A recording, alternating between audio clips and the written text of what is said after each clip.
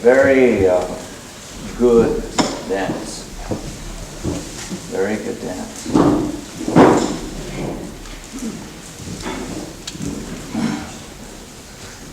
Picture number 3.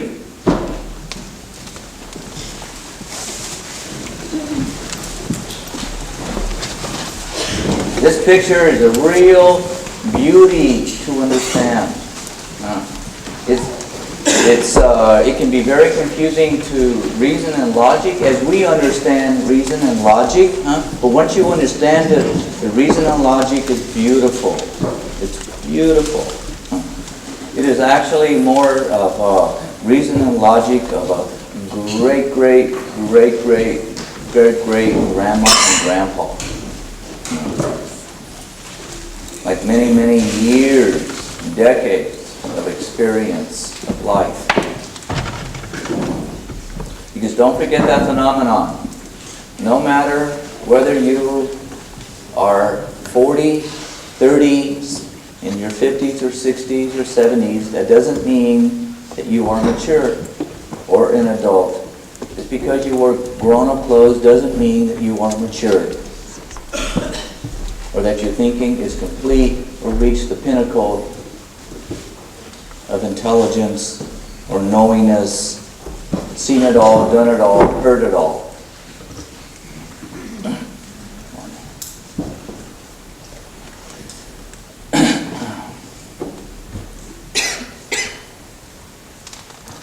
In this picture number 3,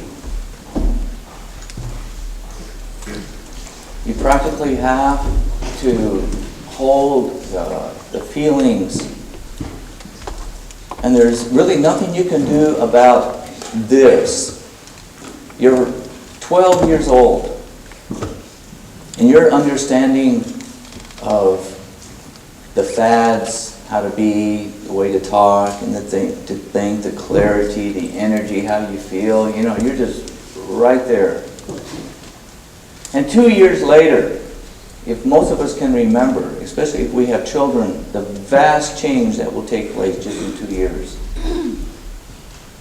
The thinking, the hairdos, the color, the perception, the fads, all of it, drastically. And 3 years later, especially with girls, they mature much, much faster. And boys, and so this difference is so extreme in a very short period of time. It's a most wonderful thing to watch. But how the thinking has changed dramatically. But it is so natural, the kids don't know it. You don't know it while you're in it. You're just doing it. And you're just with it. But the change is so radical, it is so profound from an external point of view, from a parent, or from an outside uncle or aunt or grandma. It's profound. But the phenomenon is, it is you that is in your own body. You are who you are.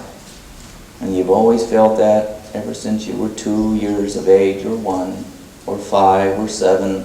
Whenever you start to develop some form of self-awareness of self.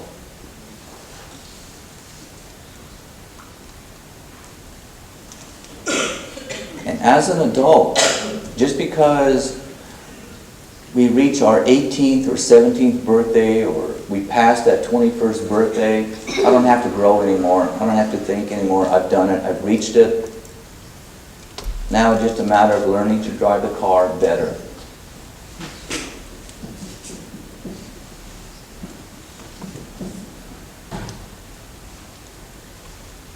There's this yearning and this striving inside.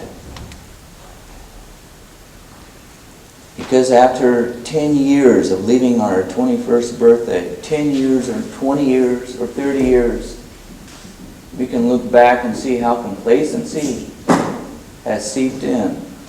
Hasn't been much change because we basically have been really too busy raising a family, working with getting our professions going, and dealing with everybody's heartache too. So there really isn't much time for people to develop and work on themselves. Especially, and there's a problem. Any little minute form of success in your life contributes to that non-growth, actually. It contributes to it. It's like I've done it, I've done it, I've done it, I've done it.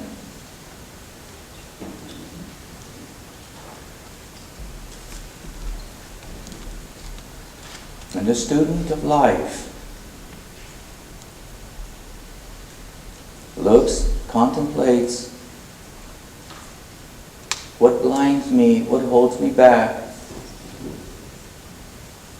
A student of life goes to look to see and find and ingest those elements of going back to when I was 14, 15, and 16, that I could grow, and I need to grow that much inside. In essence, to let that much more come through.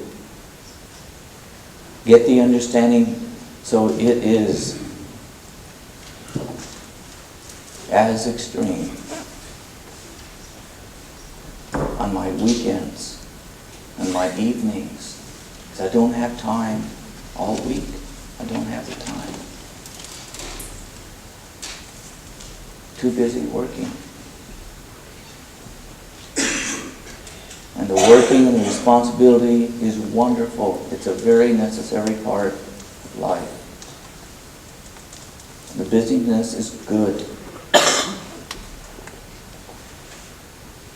But as an adult, because you could say our growth has basically stopped. We don't gain another inch anymore. It's finished. We don't have to go to school anymore. It's finished. But the school of life, where the grandmas go, where the grandpas go, and no doubt it's not an easy thing, because this world is dominated by a very, really wonderful mind. It's a world of mind, it's not a world of heart. And yet the mind is the most wonderful thing to learn to understand first. But not to forget one's heart.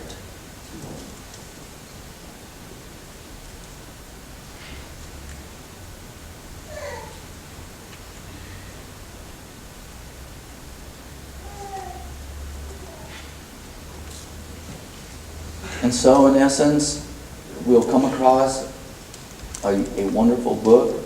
We'll come across a wonderful experience in our life, maybe once in our life.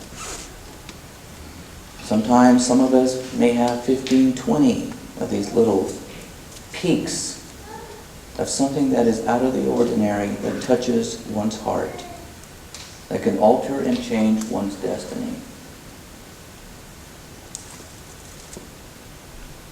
But between the work week and the family, and between our resting and our hobbies and such,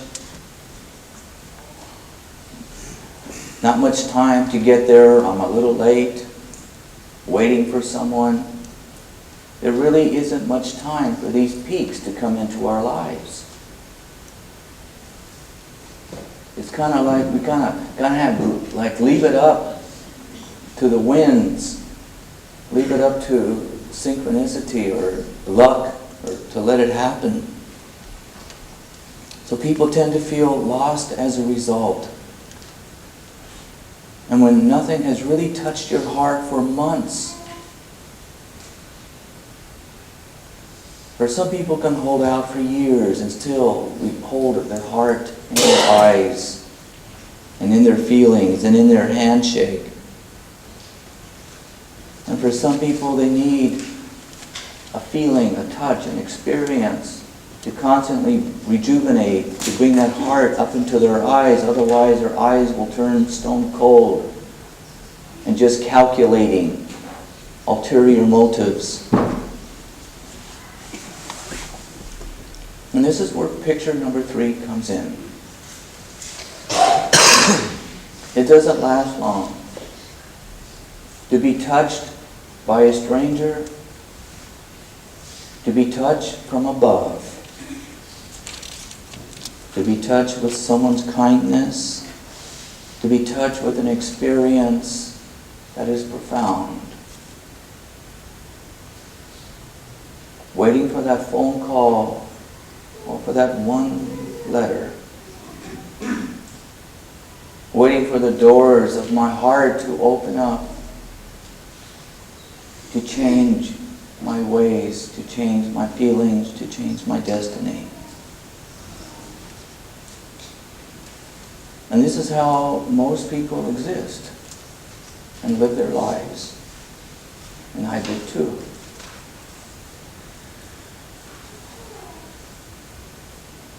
And people do all kinds of practices, trying to find and concoct all kinds of formulas to get struck by lightning, to get struck from the light of above, to get me to see, to change my mind, to change my feelings, to change my path.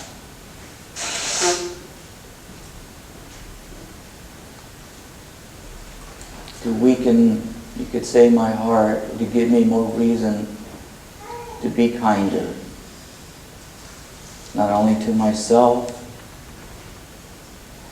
but to my family, to my employees, my employer. To have more courage also.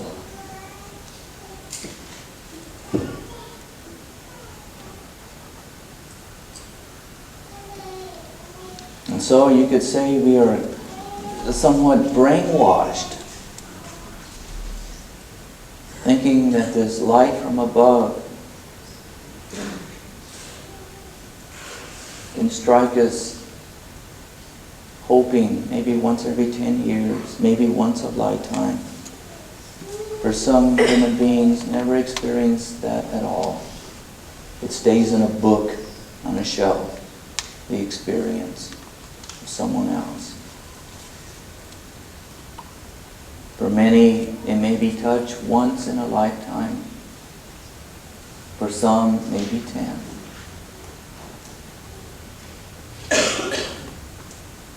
But using that adult mind, for life is a phenomenon, a most beautiful phenomenon.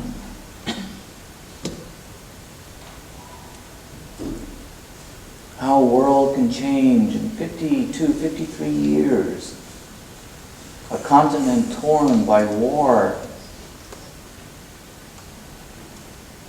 And now the walls are down.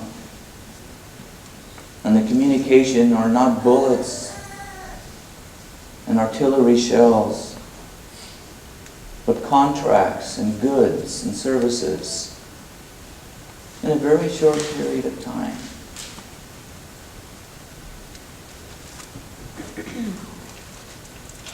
And actually in the last 200 years is going back to when we were 14, 15, 16, 17 years.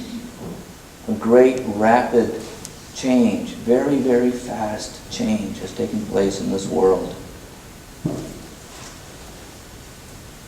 The earth has grown 3, 4 inches very quickly.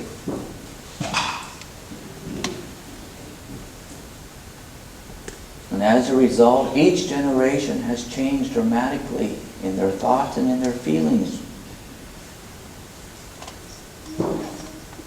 For one generation that has followed the last, they're completely different in their thoughts and feelings, their understanding, not only about themselves, but about business and their environment.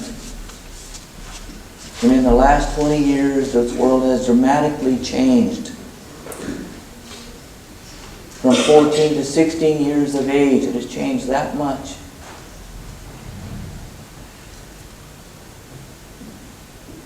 For our earth is very, very small now in comparison to 50 years ago, 100 years ago.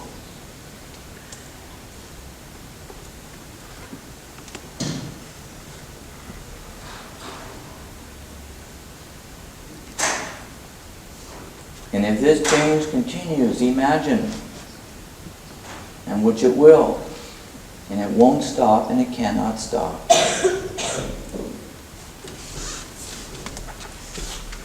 And that means each generation is going to grow dramatically as a result. They're going to become wiser than the last.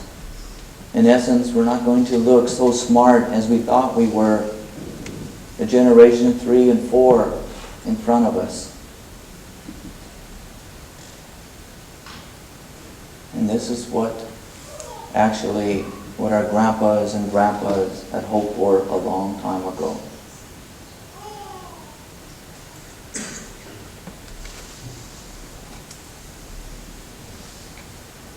Our parents had us so they may live. We have our children so we may live.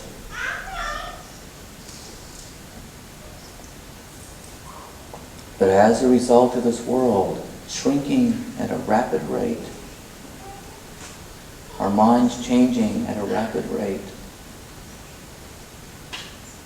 if one were to stand afar from an astronaut's point of view and foresee not just the next 2 or 3 years or the next 15, 20 years, it just has to do with you, but to care enough and to look from a humanity point of view 100, 200, 300, 400 years from now. What are the possibilities of how the people would look at this world and their lives and family and the heavens above? You care more than just your life.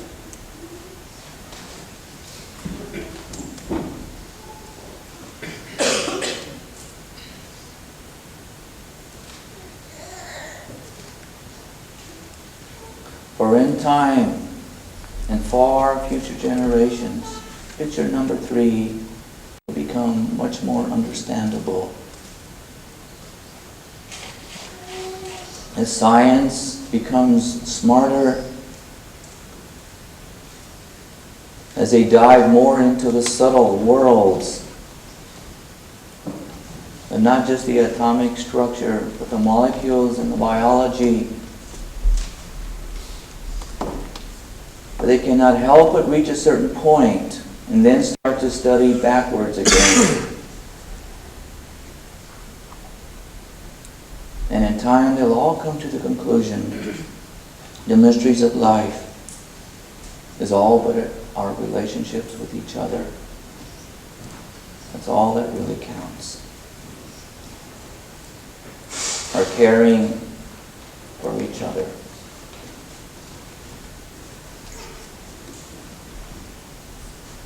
There is nothing that of more value. There's nothing more mysterious. There's nothing more holy.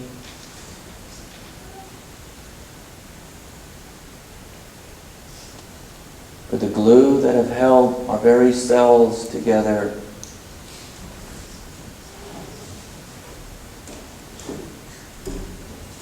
and our bones, and the constantly getting up in the morning, having to contend with the gravitational forces of this earth, constantly holding us down, but learning to dance with it, removing the superstitions of the darkness of night, putting street lights, flashy signs, we can meet people and dance, no longer fear the darkness of night.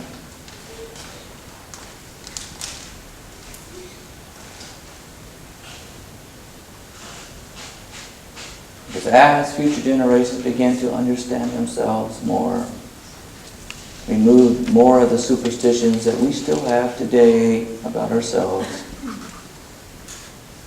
the fear will diminish, the darkness will turn into light, which is nothing but good reason and good logic and good caring.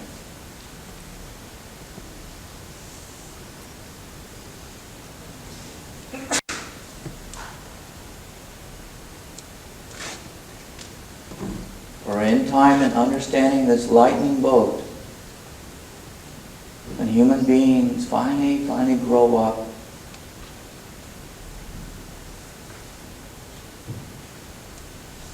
and stop scaring all the children with this devil,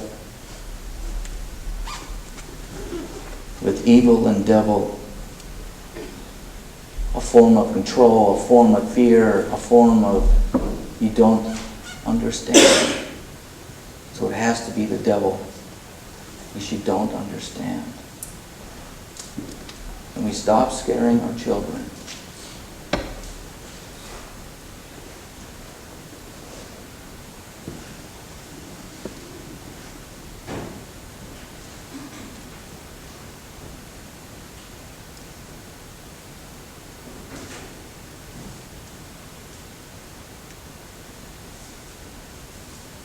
Realize there's no one trying or playing tricks on us. You're just coming to terms with our subconscious and raising it up and wiping that one away and becoming totally conscious of our actions and our feelings, our thoughts, our sensations, and other people. For you see, once you really understand this picture number 3, and have no more fear of yourself,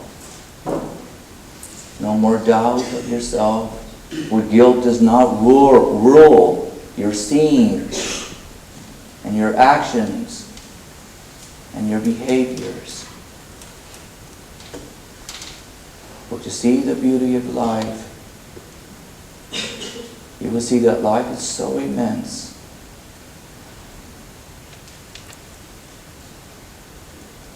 that the beauty of life, it is so, you could say, so powerful that this lightning is always constant. Always. It's a constant value.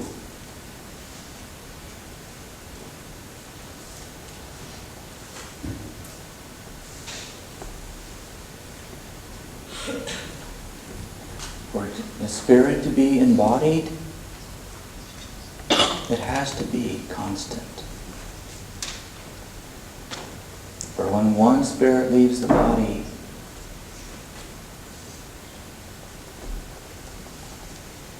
what is the body for us?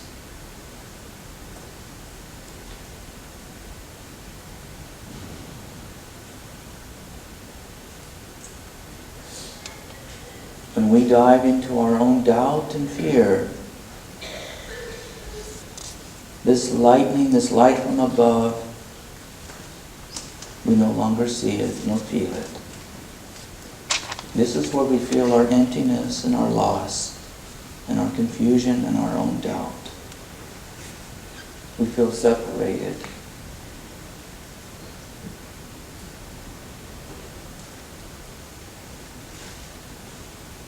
And to have the courage, and when one can see beauty, to have the courage, this is what you're really seeing.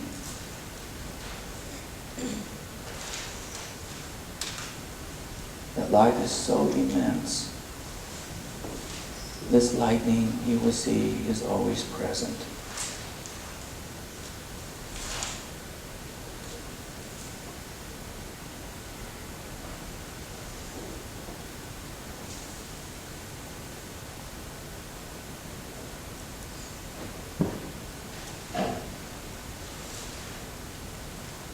For what is the vision? A vision is one that comes, hopefully, once a year, once every 10 years, but hopefully once a lifetime. Otherwise, it stays in a book on a shelf. But once you understand this picture, life is the vision. Is the vision.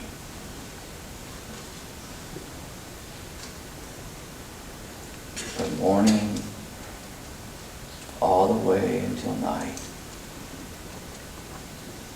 Even while you are sleeping, it is the vision.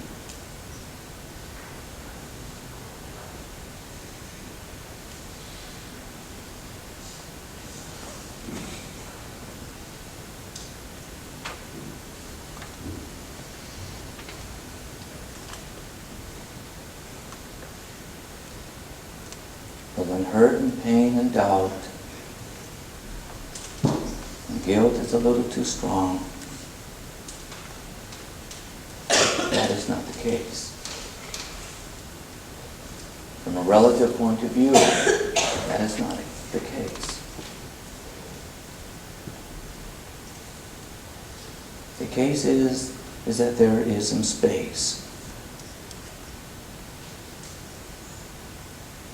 between that vision itself, a constant reality of a light from above,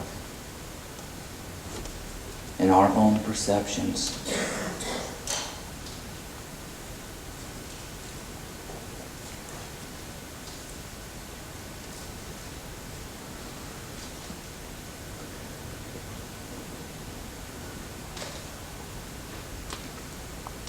This funny thing, you see it in people who are illustrators, in cartoons or movies. A person has a bright idea and a light bulb goes off. Bing! Light. And it's funny what that does. Why not always keep the light on? Why not? Why not?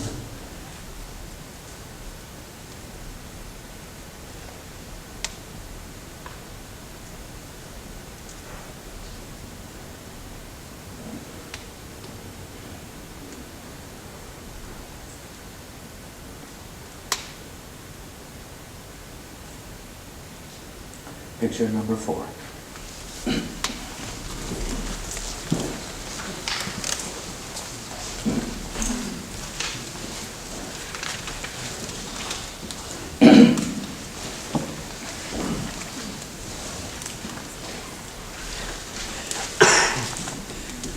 Light from above.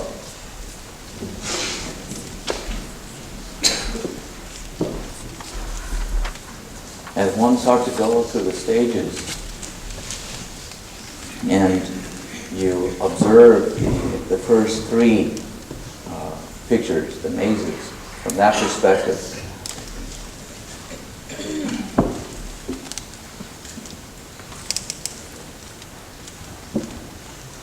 one definitely has to contemplate. It would be so good if we could do this, because once we come to terms with it, we can laugh at it and have it be okay. But if we could get everybody in the world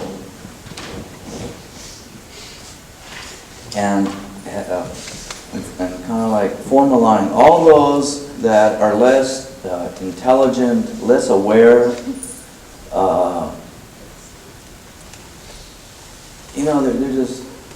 they're just not up to your par, your standards, from an intelligent social point of view, and all of it, to your left. And all those who are much, much better than me, more sophisticated, more intelligent. Of course, there are not going to be many to the right.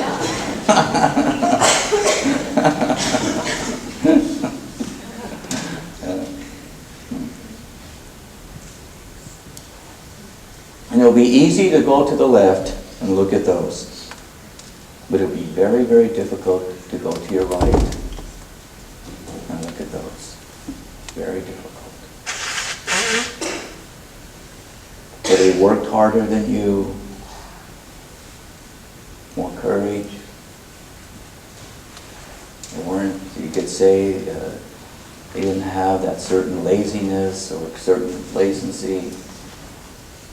You could see the strength in their eyes, everything.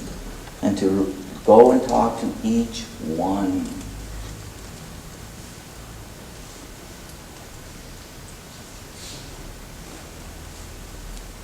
And then just stand back and look at all those to your left. And stand back and look at all those two to your right.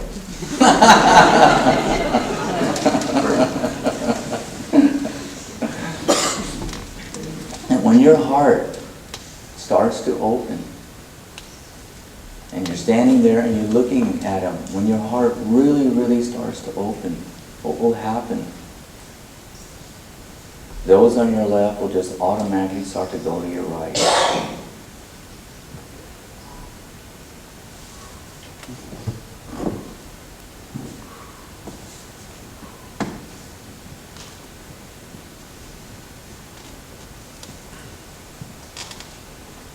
So when your heart starts to open and your mind starts to clear,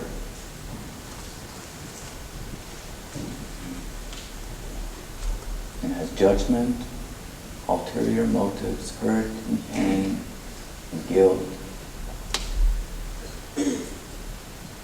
are no longer your glasses, your vision, your veils.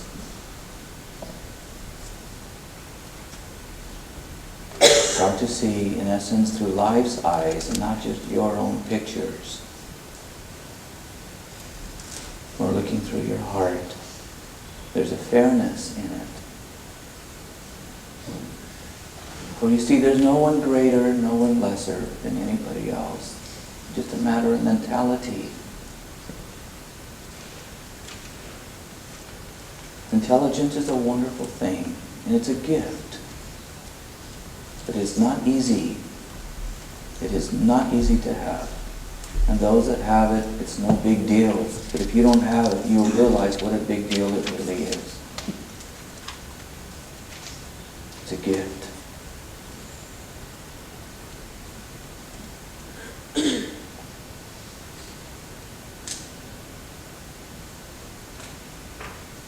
It is not those on your left that will help you to grow. It is those on your right that will help you to grow. It is those that can teach you more about yourself than you ever can find about your own self. Because they are already walked it and done it. But one's pride and one's arrogance is not easy to bypass. One's own pictures and hurt is not easy to walk around.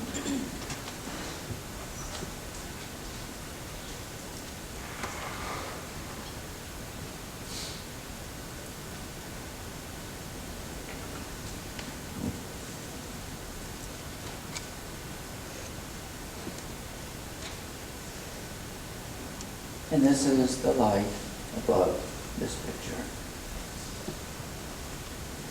For it is really one's arrogance and inappropriate pride that blocks, withholds the light from above.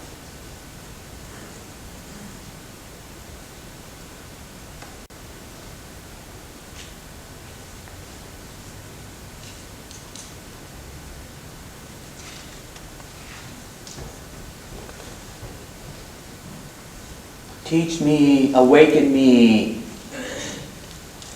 but not that one. No, I didn't mean that. I didn't mean that. This, I meant this. Change me, use me, but don't make a fool of me.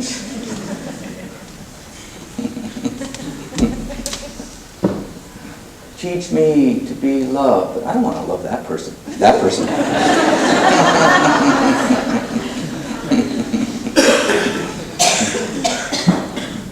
But that's the way it is.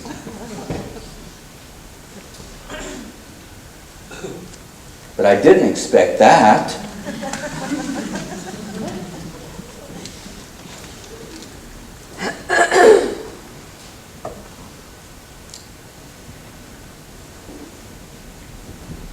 And this is where most of us are coming from. And trust me on this one. You did not invent that. You can't claim it. You don't have a patent on it.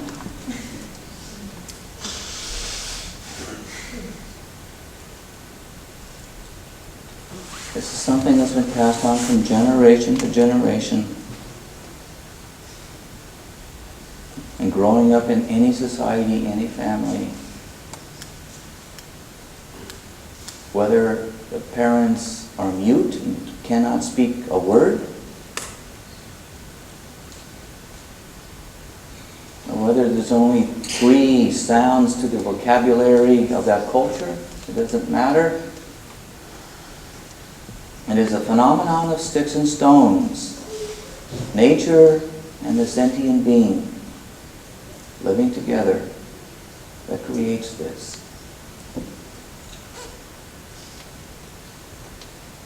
But one thing about a human being, once it learns anything, an ounce of pride goes with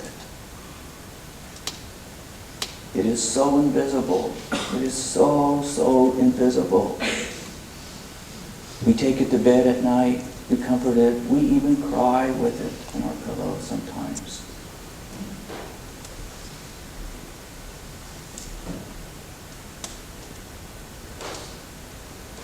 When we reach a point in time, we cannot tell the difference between inappropriate and appropriate pride.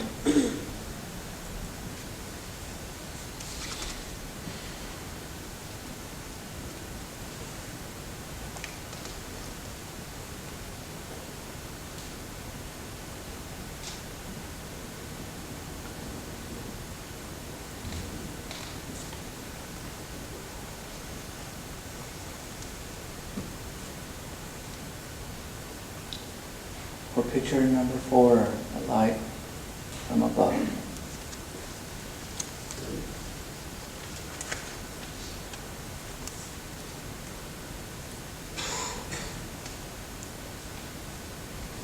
You see, I know it's your life. You were given your name. You were given certain books. Beautiful stories about what you want to be when you grow up. What you would like to be when you grow up. And most of us never reached that goal. Most of us never did. We found ourselves in another life, in a situation we never thought. But we come to terms with it quite easily, and yet there's a little regret. We can see those and know those that have reached their dream and living their dream, but very few individuals.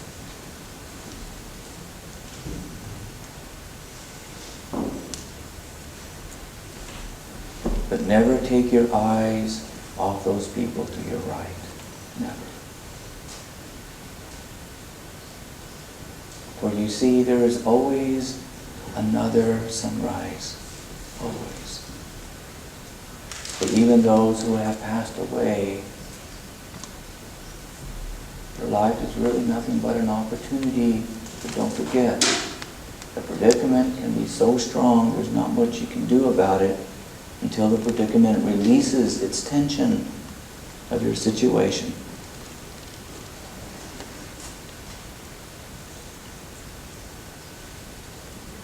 And maybe you're all locked up for 10 years and there's nothing you can do, but don't release. Don't let go. Do not forget. Hold it in your heart. The dream that is in your heart.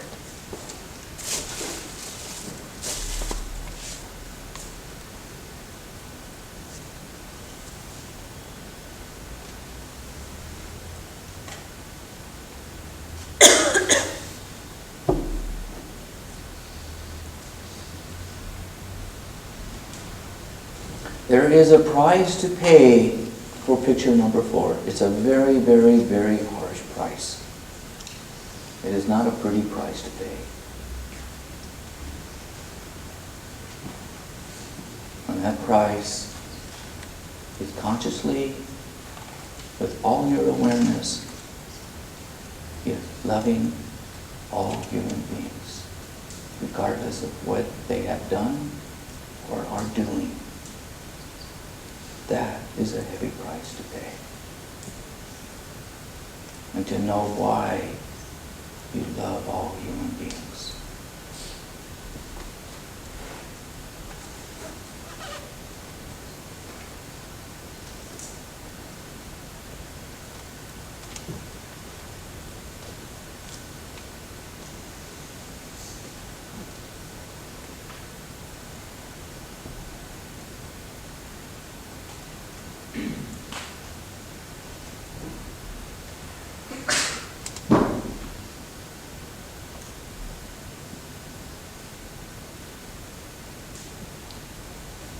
And that brings us to the point that it knocks the hell out of reason and logic as we have grown up in our society. It rips it apart. Yes, it does. But what do you think it is for the people to your right to truly understand, not just to accept, but to realize and acknowledge their existence, to see the difference between them and you, and what it took for them to be them? He tried harder.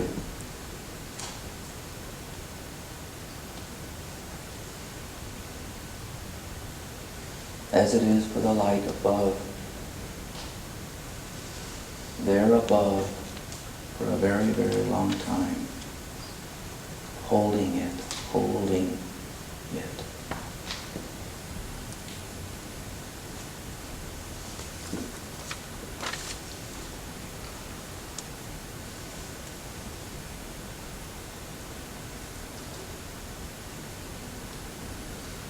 It is like the sun.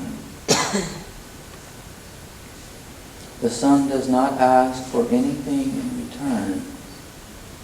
For the older ones would say, follow the nature, and you will see and understand the face of God. For the sun asks nothing in return. Not even the earth. Not even our atmospheres. For its nature is to give. It is not concerned whether we destroy our atmosphere, or pollute our oceans, or kill ourselves off. We're not hurting the earth. For life and time and nature is a farmer unto itself, always tilling the soil, turning itself over, for it is all the time of eternity. And when the conditions are right, there'll always be new beings, new people, a new time, a new understanding, a new way to live and perceive in time, all the time in the world.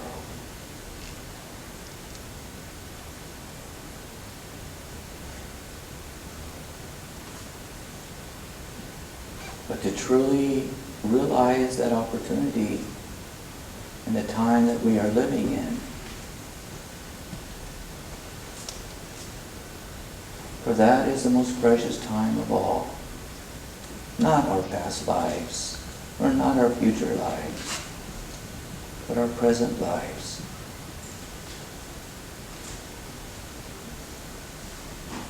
For the future lives belong to the children.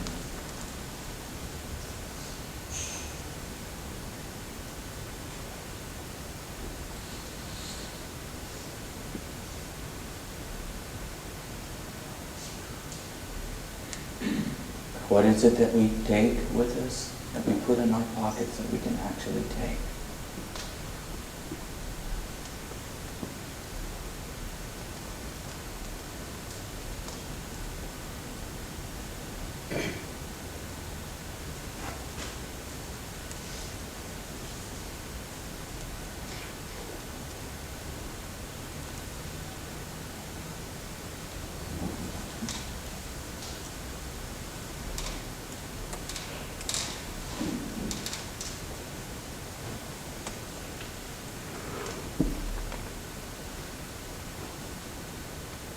picture number 4, it's a very serious picture. It's the most serious of all.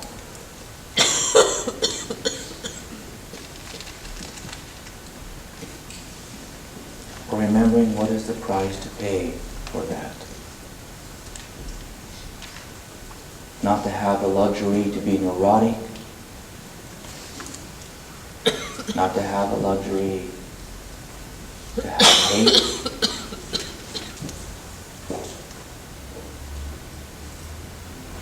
not to have the luxury to do revenge.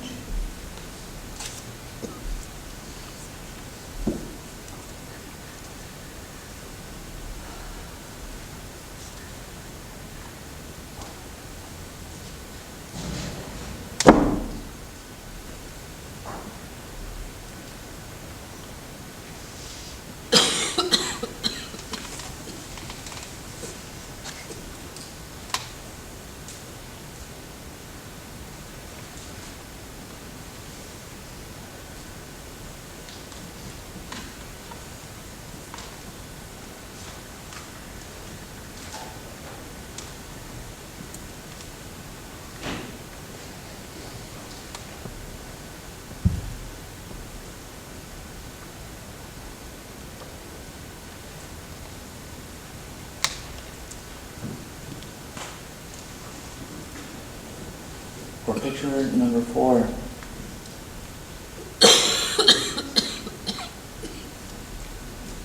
take care of this picture and treat it with respect.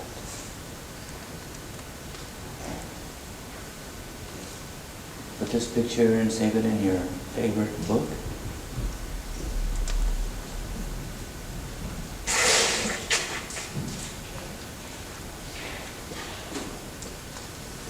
Do not look at this picture when there is anger or hatred in your eyes.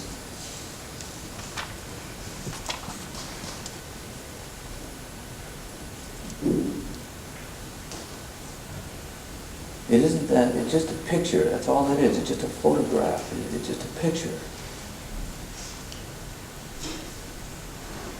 But the reality that there's really more to life. And it really does come from above.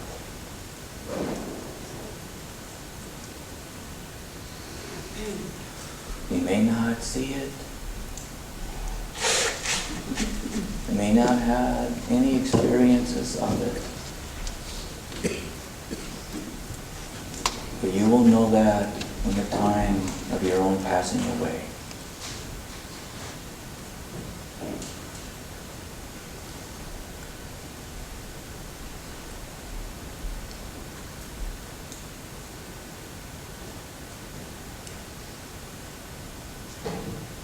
Keep this picture very quiet. Very, very quiet. In your own heart, in your own mind.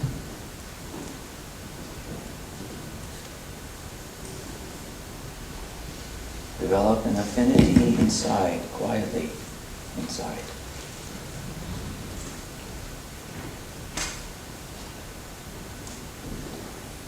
Let very few words be spoken of it to yourself.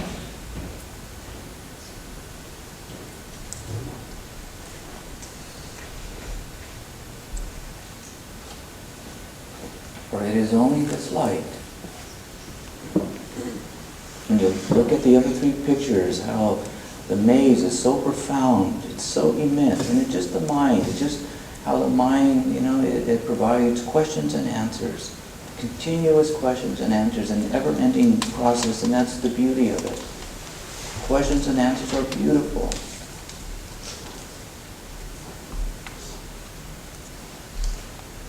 And once you understand the maze, you always want new questions.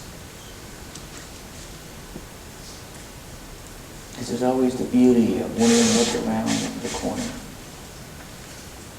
It is just that when guilt and when children have been scared to death about the evil of the world, putting little demons in their minds and growing up like this as we have done, so long.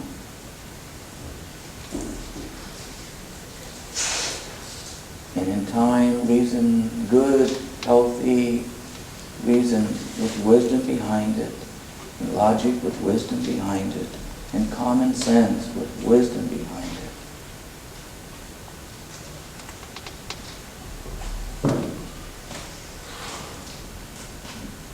The questions and answers are no longer the mysteries, nor to be feared.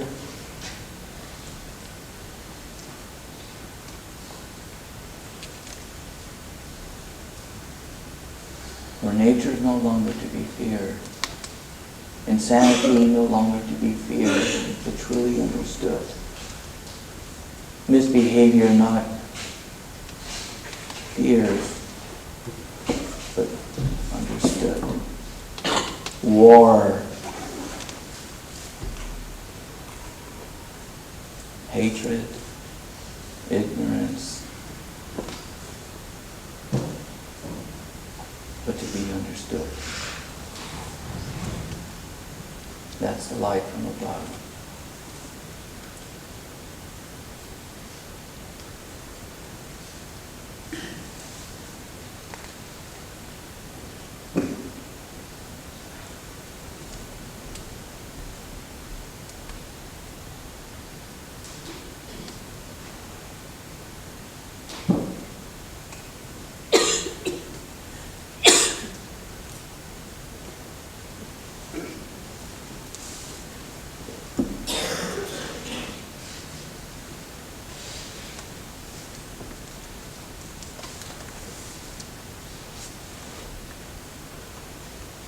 You see that light from above.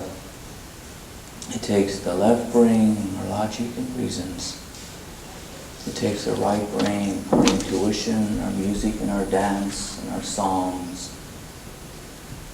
It holds them together. And right in the middle, they speak the same language. It's not a war between women and men, between emotion and reason.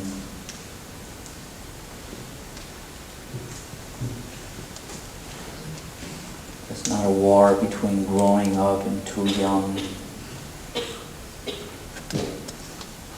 being stiff and being wild. The light from above. It makes sense of it all. The line is straight. It's understood.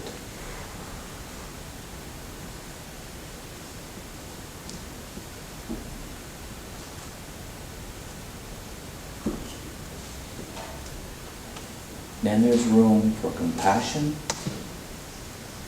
and there's plenty of room for forgiveness.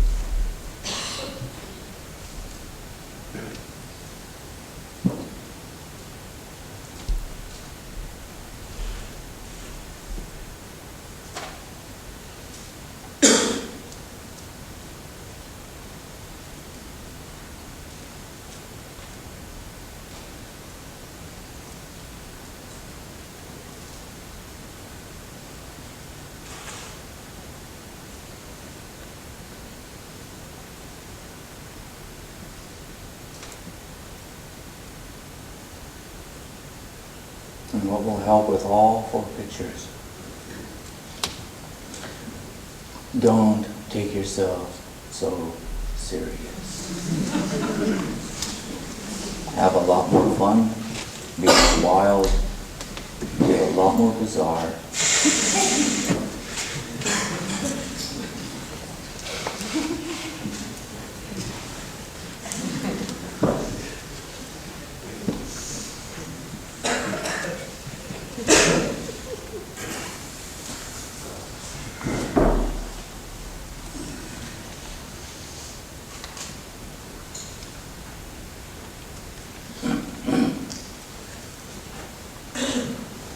I don't know how in the world, and it is really impossible, but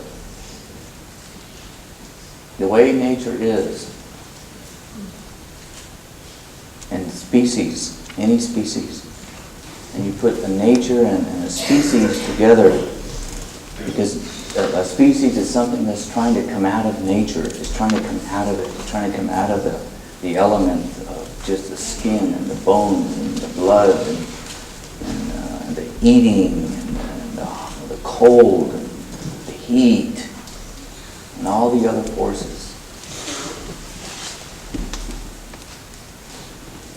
And for some odd event out of billions and billions and billions of years of all kinds of events and situations and things happening, for a little crack in the sky, a major earthquake, somehow the light from above got through, and it was laughter.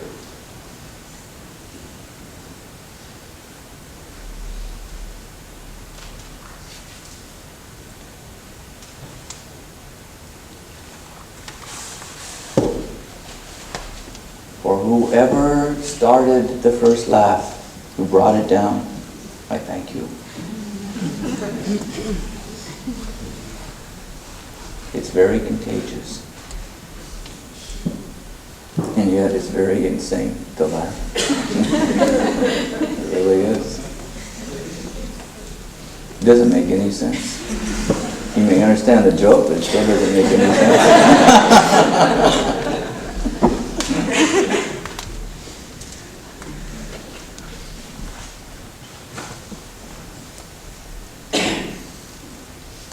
So when you find yourself in your neuroses, and I know your neuroses is very important.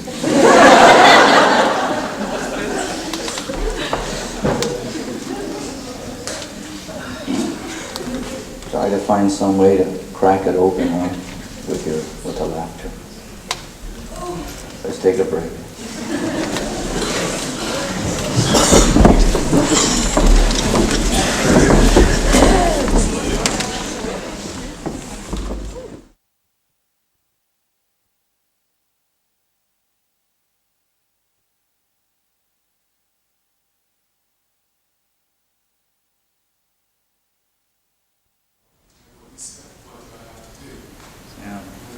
It seems like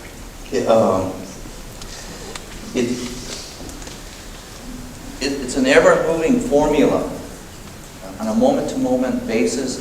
You got to catch it at the moment to get the richness out of it. If I understand your question, so let me take off with this. How many have seen your better half out there? How many have really crossed your better half already?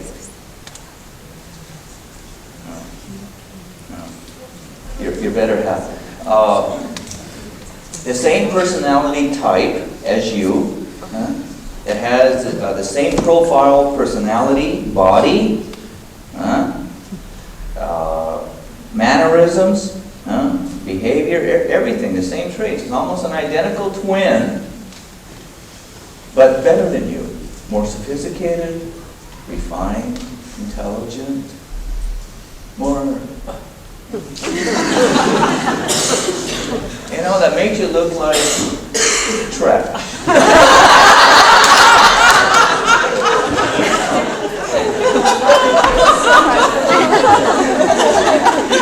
And you're wearing your Sunday best.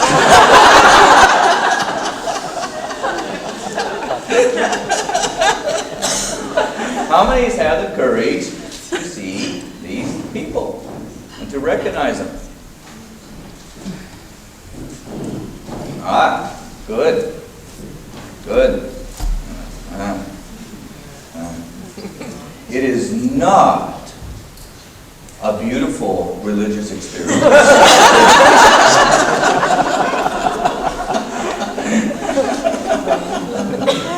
It is very, very discouraging and very depressing because of the reality in it. And going back to your question, I was with my girlfriend. We were downtown at this bus stop, nice day, and we were having coffee, and it was her birthday, and I was going to give her a birthday present, but I didn't have one. And I said, here it is. There was this lady behind the counter making the coffee, and I says, that is your better half, because we had been talking about that for some time, and right away she got angry at me because it's not a real present.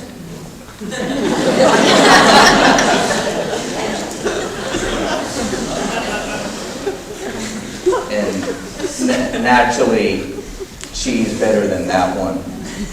And she's crude, she's got this coldness and this sharpness, and I'm trying to equate my beautiful girlfriend with this. So I got in trouble, really got in trouble.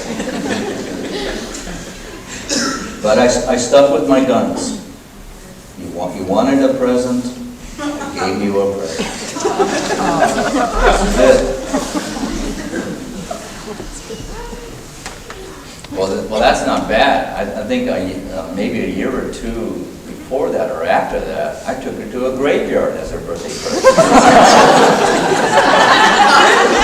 Okay, I'm strange, I know.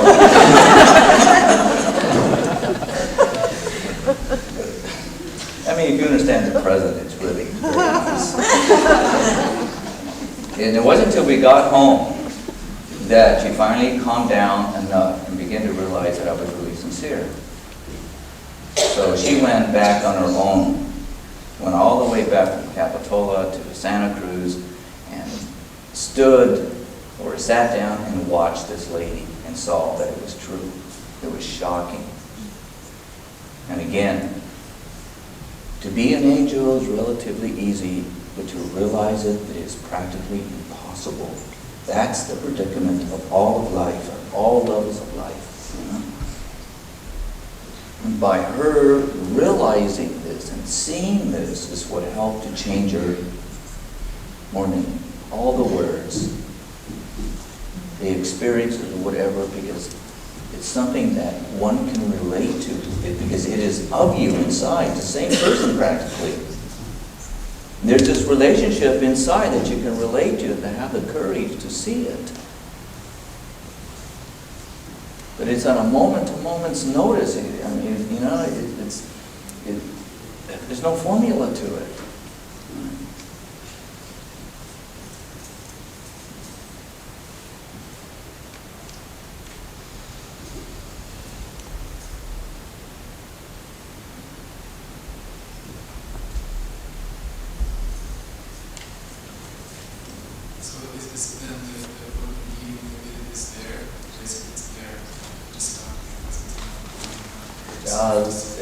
It's there, no doubt it is there, but it's not an easy thing to find. Like trying to find a needle in a haystack. Just because you want to do it and you start to get your intent doesn't mean it's going to happen. You may find yourself resisting to meet this person, and that's what practically what will happen. Because you'll know it, and so your subconscious will try to prevent it as much as possible. Your ego will, your pride will. You will walk across the street just to avoid that person. You know, and naturally, yeah, you got a very good reason, because there's this newspaper you want to go buy across the street.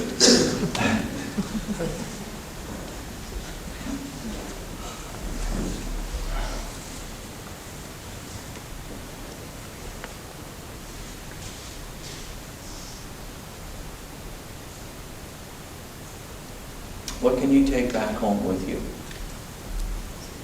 from these 7 days?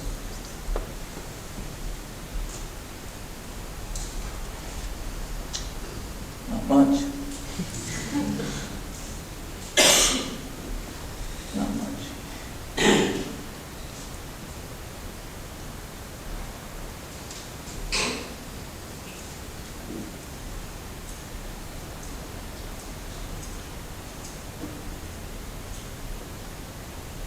Not much. But what can you take home with you?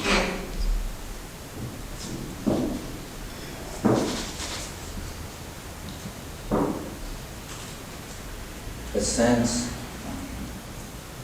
a better sense of yourself.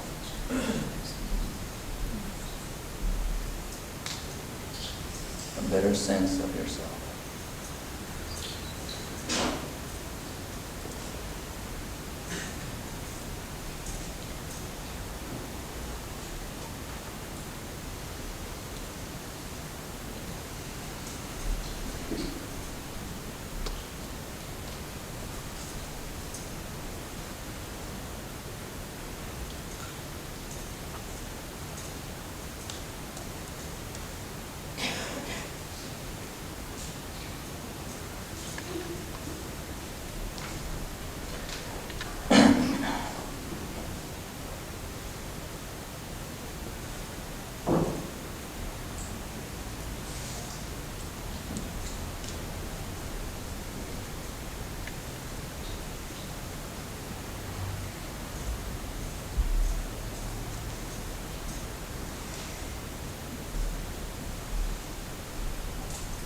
You know, after a retreat like this,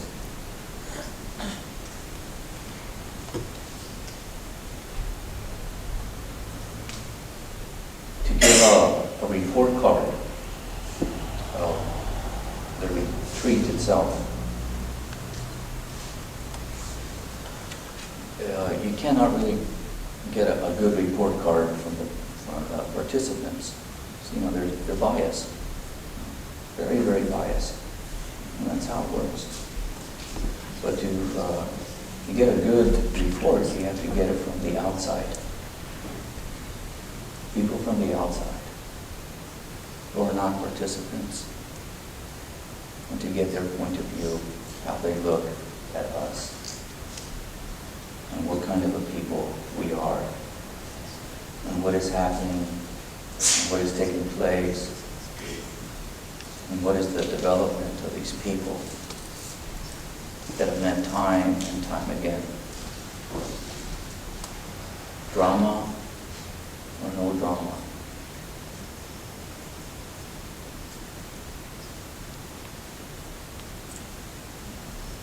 And every place we go, it's most wonderful feedback, especially from the janitors that help here.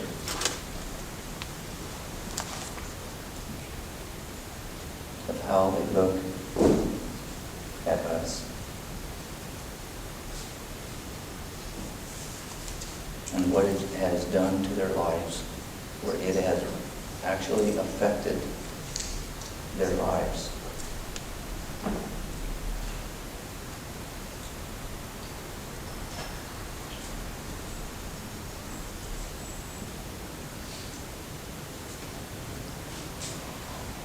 And that's about the only indication that one can actually trust.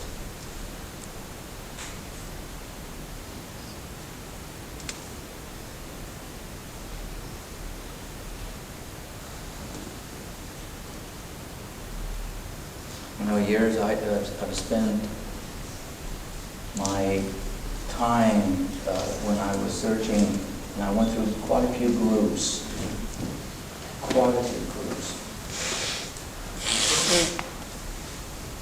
And the drama was always there. Tremendous drama and argument and heartache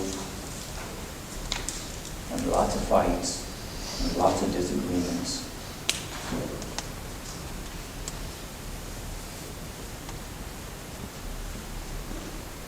that isn't here.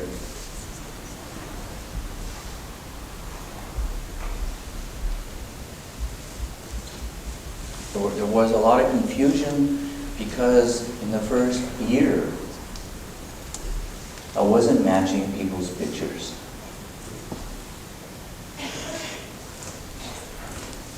And going into the second and third and fourth year, as that understanding matured and developed, there was a tremendous and very quick change within yourself that took place.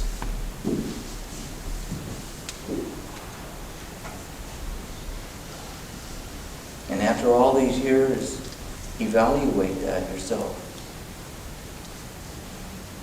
Evaluate this change that has taken place within you. One has to reach up fast, but every now and then bring down your hand and evaluate your growth and your change. From dress to attitude to perspective, from your heart to your mind.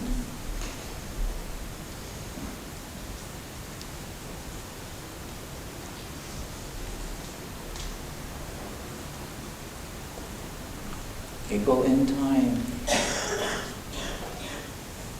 a great deal of you will find yourself all of a sudden just there. In time.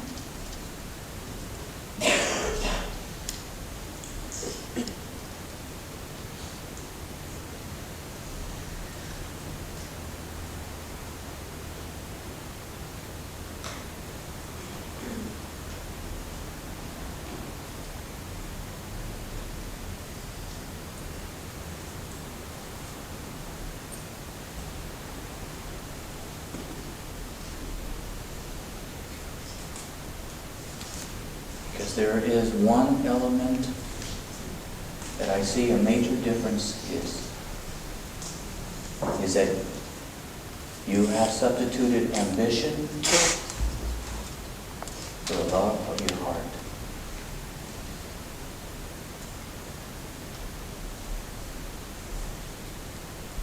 You're learning to substitute the goal for the love of your heart.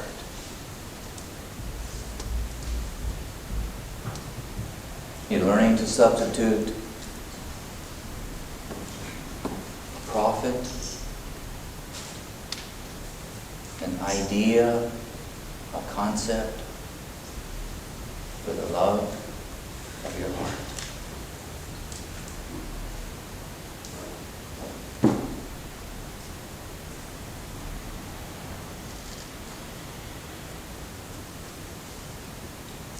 Where you're learning to realize that there is more value in being someone with the title that really has more value is really just to have love in one's heart. And you're learning to trust that more and more and more.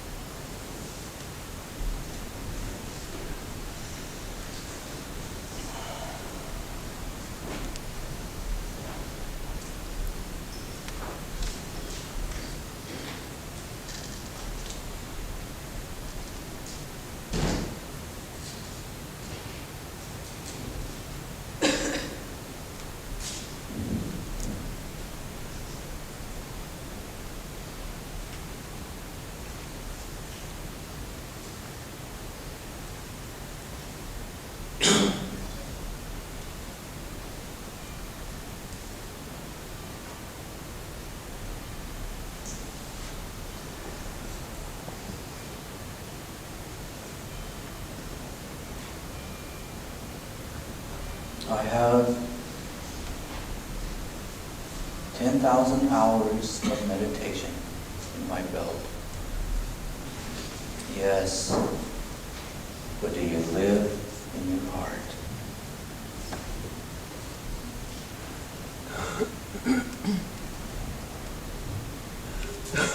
I have had 5 visions in my lifetime. Yes, but do you live in your heart?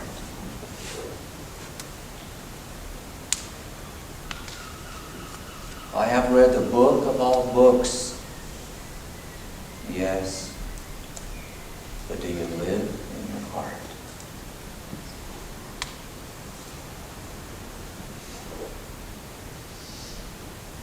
I can eat at a dinner table with evil and not be bothered.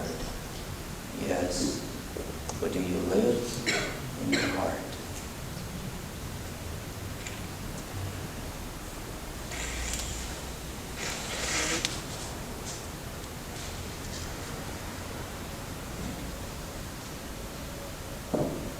I have the healing hands to heal.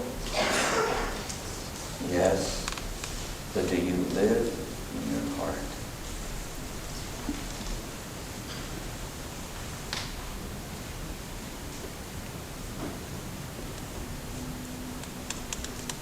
The angel Gabriel is at my side. Yes, but do you live in your heart?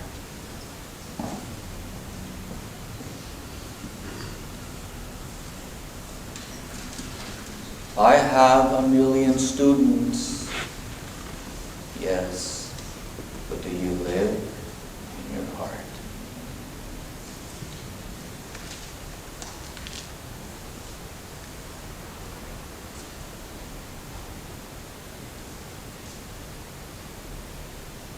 I'm a traveler of night. I'm a traveler of the day.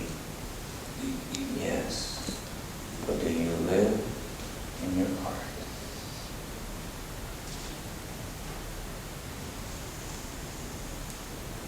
I am the craziest and the wildest man alive. Yes, but do you live in your heart?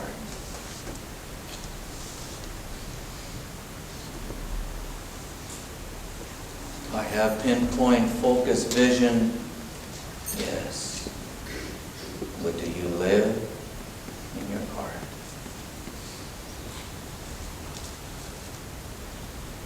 I have seen the face of God. Yes, but do you live in your heart?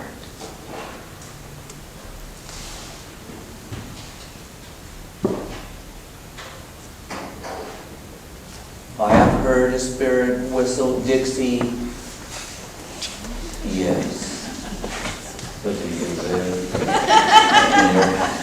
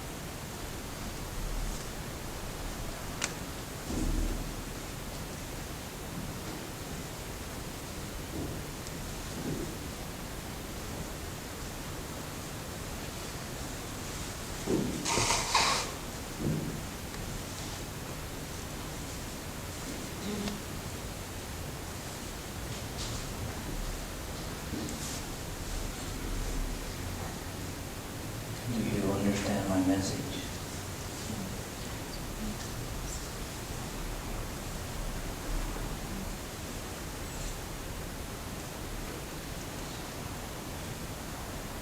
I am really, really neurotic, wonderful, but do you live in your heart?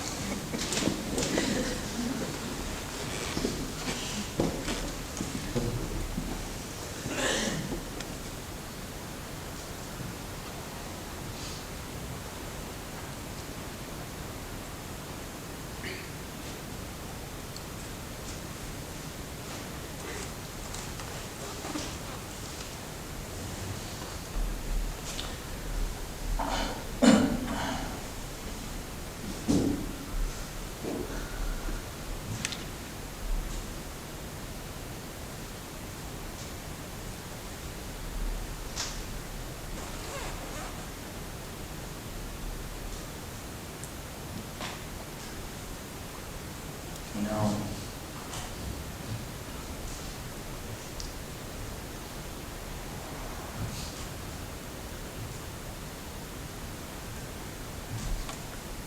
You, as you are, how you were born, no matter what the neuroses or what the clarity, no matter if you have some birth defects or you have wonderful, wonderful things in your body or mind that very few people have. Once you understand it, it is, you could say, the chemist really knows what it is doing. Designed just for you. Just for you.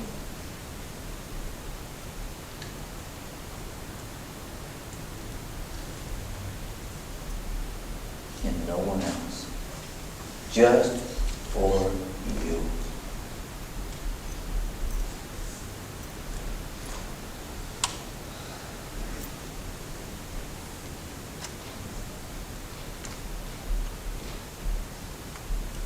Your heartache is unique, just for you.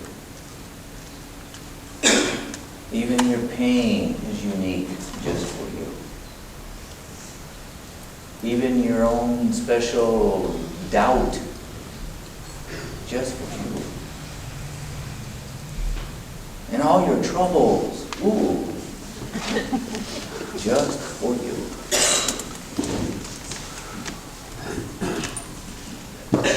Once you understand what it is to trust life,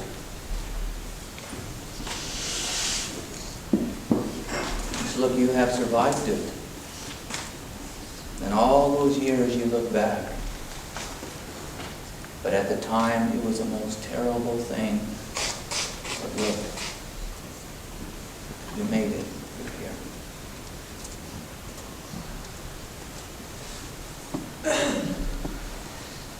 And then your scars. It takes up a very wonderful word. It's called transformation. It's transformed.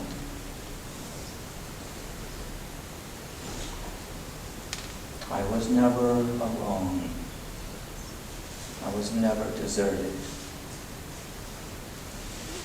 Hope, thank you for being there.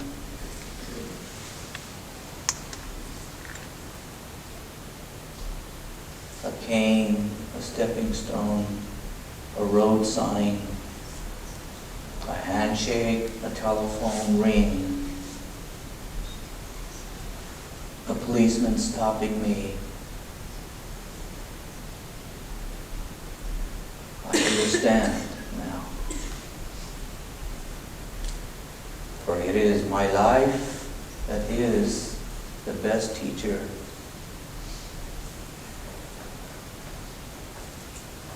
I understand now. It is my life that is my true teacher.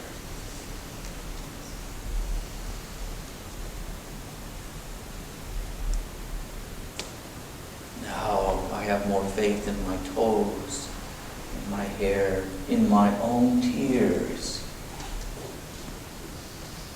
It is not to fear my tears or my movements or my thoughts or my acts. For it is my teacher.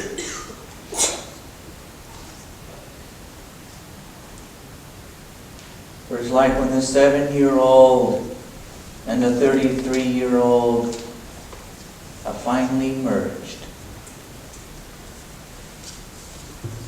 And now I realize I'm no longer 7, I am 33.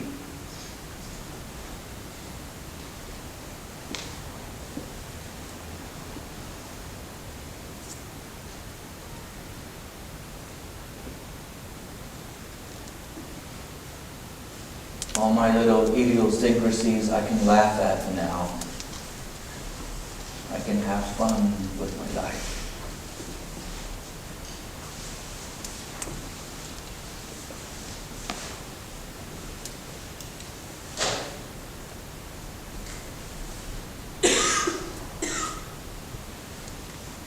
I may not be like the others. I may not look like the others.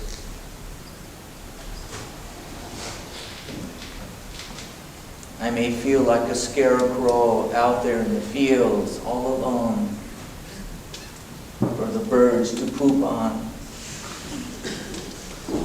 Pull out my straw. And yet if this is my life, I can put the faith and life, the straw, the wind, the vast space between me and the next field and the next scarecrow. It is my best medicine. Life, I trust you. I trust my body now. Trust my feelings.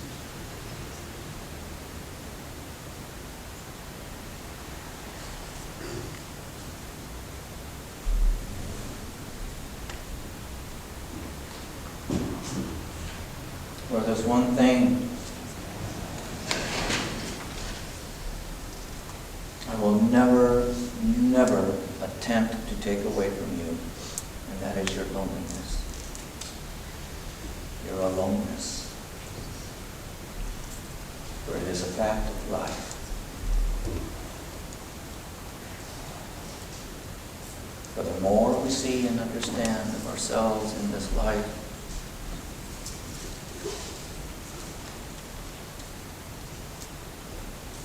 for there is a great spaciousness between us and others.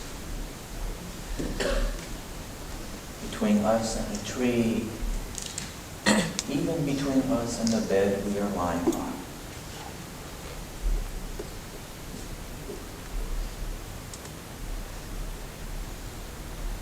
Growing up in any world, any realm, is maturing this loneliness.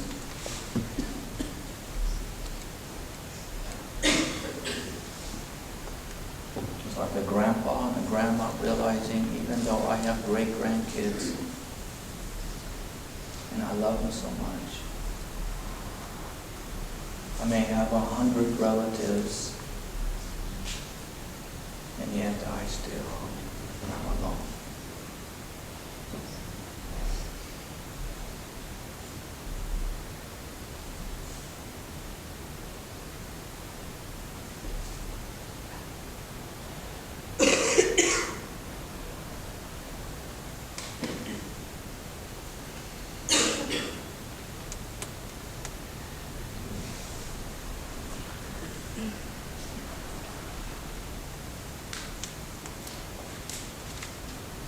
And when this aloneness matures in you, you will find people respecting you more and more. And you will find life responding to you very differently. For it is a very automatic process.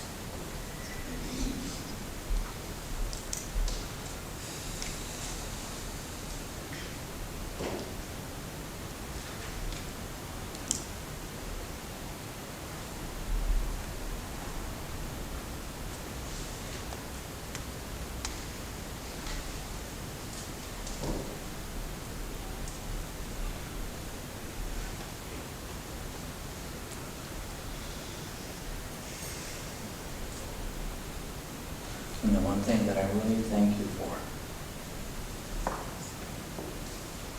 is my job is really only to connect you with yourself inside.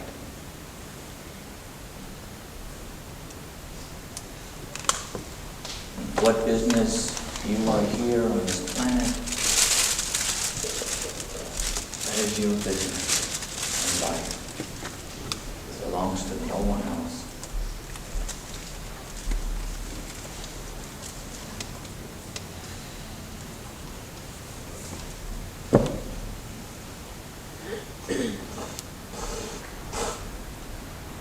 And you're respecting that.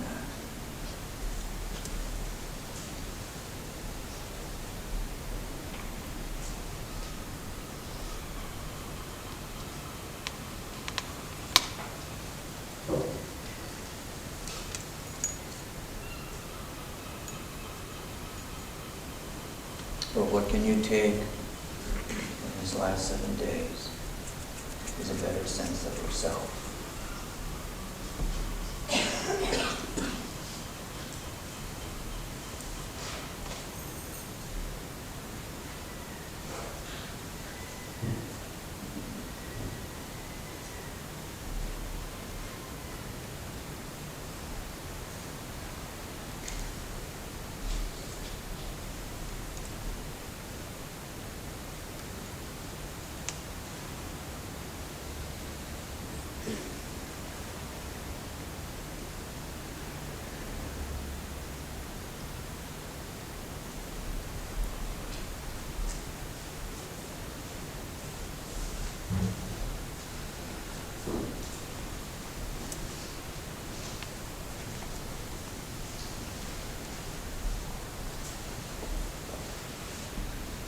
Your prayers are no doubt stronger. And your quiet voice is louder. Your eyes speak louder.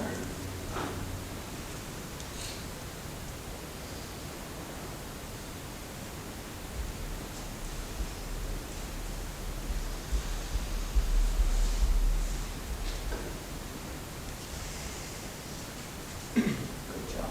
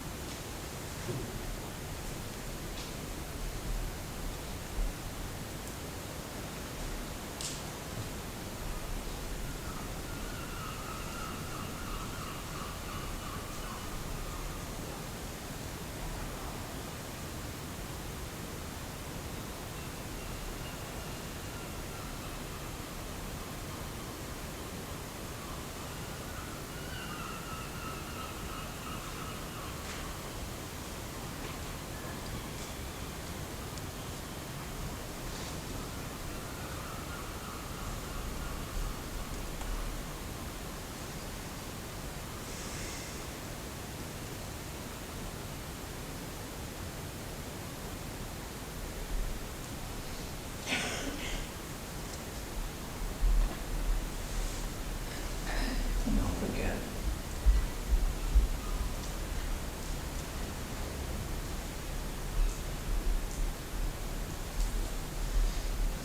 most of you have learned to be still.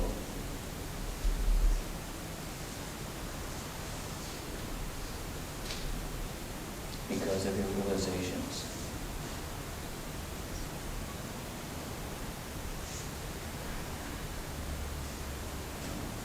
And what you see and hear and understand, you are.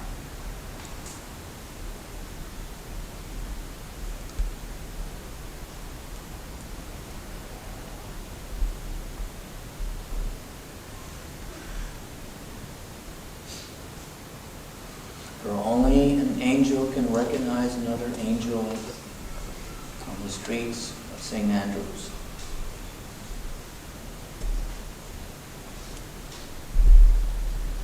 Only a God can recognize another God. Only a human being can recognize another human being.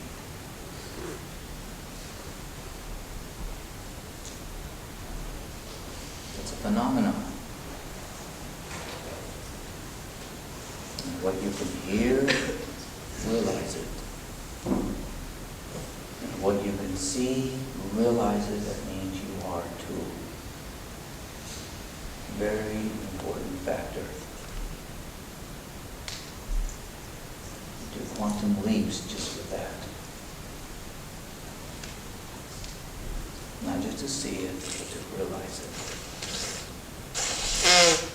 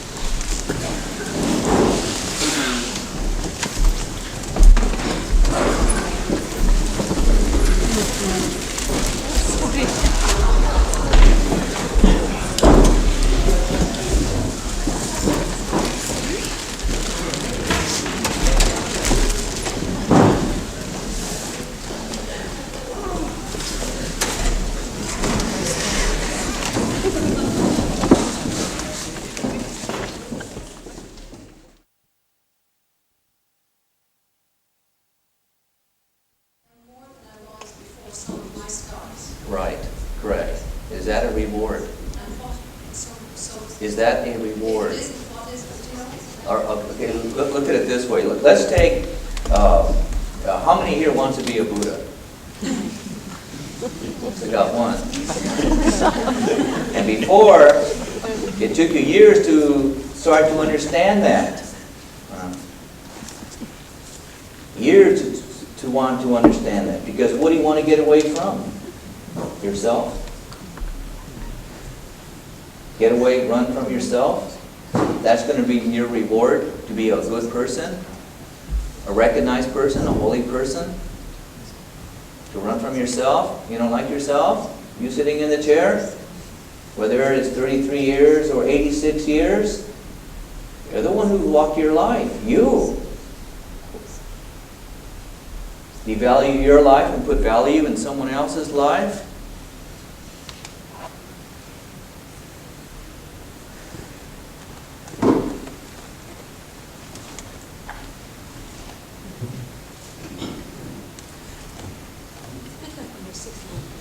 Pardon? It's like when you're 6, you want to be 8. Like when you're 6, you want to be 8. Kind of. Motivation. Huh? Has it something to do with motivation? It has something to do with motivation. Yeah, motivation, the goal, orientation, motivation's involved in it. Right. Looking for. Right. Looking for the dream, looking for the reward. Again, people, our educational system, everything is based on such a profound reward system. There's nothing else for us to think about it. And that's why we all get trapped. That's why very few people ever get out of this process. Because you keep looking for the reward. And It's actually the opposite of predicament, isn't it? it's the opposite of predicament. Predicament leads you to it. And you begin to understand the predicament is your key. It takes the predicament to transcend it. It's not the good, it's not the bad, but it takes both to transcend it. It's not the light, but it's the darkness. It takes both to transcend it. Could you say that it's the consciousness that you are the result of what you have done? It is, you could say the result, let's say gaining and now having the consciousness, you could say now that you have gained it is the result. Well, I mean, having a consciousness that everything you do has an influence as the same, and the other way around. It's not a reward there. It No. seems to me it's not a reward. No, there's no, Here's a point. Everything that Bill Murray, once he gained it, once he gained the insight on top of the mountain, the effect that he had on everybody was something. And how many could see it and recognize it? But the effect, quietly, the effect. Yes. I just, the title of the picture, and the Lama saying, it's a, what's it, edge, fine edge. Razor's edge. Razor's edge, yes, fine edge. It's amazing how I hear as well, distortion. The razor's edge, it seems to me, I walk the edge a little bit, and I keep on falling down and getting up, falling down and getting up. And it appears to me that every time I fall down, I have a scar. You know, I'm being wounded all the time. And I'm weary. Excuse my language, I'm fucking pissed off. You know, I'm pissed off. You know, that's where I come from. And I'm weary, and I'm weary, and I'm weary, and I still bloody well get up and go again. I don't know, there's no reward for me. That's just shit as far as I'm concerned. There's no rationale in it at all for me. You know, it's just there. It's just, as you say, it's life. And my father said to me, my mother, I was being bullied or I had some kind of grand special image about myself, you know. I think I still have. My father said to my mother, "Oh, it's all right, Mary." My mother's name was Mary. "Oh, it's all right, Mary. Life will knock the corners off her." And I'm only now saying, "Oh, you're a brilliant man." It didn't register with me until this week how my father was, who my father was. So that's where I am at the moment. And I don't want to come back in this life again. It's too much. I find it too painful. Yeah. But that's okay as well. You know. Number one, you will undoubtedly find yourself back.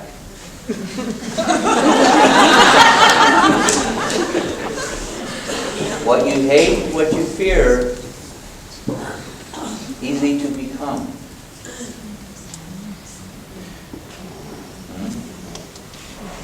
As it is what you love, easy to become. What you like, easily to become.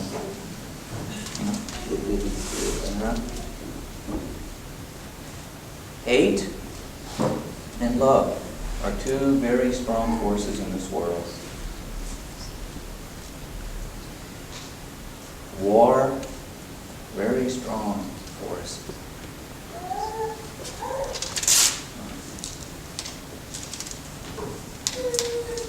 And I wonder why we keep tripping. I wonder why. Why we keep hitting the walls. Why?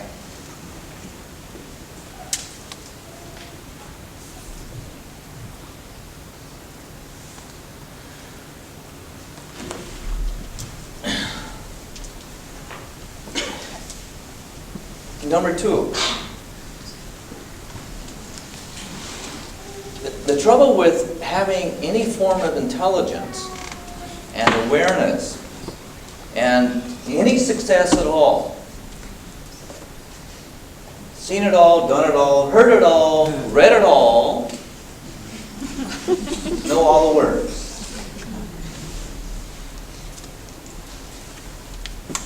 Nothing else. Can't be anything else. I've looked. Can't be anything else. I've looked. So therefore, mark it off. Doesn't work. Doesn't exist. Impossible. Can't be because I haven't. I haven't seen it. Haven't experienced it. I haven't experienced it. So therefore, it cannot be because I haven't experienced it. Everything has to come through me.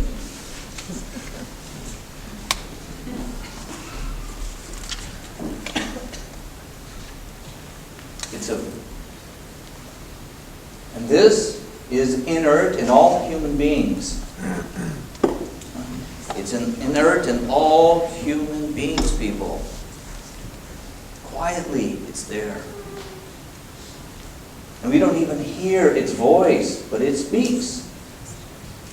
We don't even see its mechanism, but it is from bolt to nut, to arm, to leg. It's there. It's a phenomenon. It's to understand the phenomenon of what it is to live in and exist in one's head, and not to see outside your head. You would not like it at all if you found yourself a gypsy,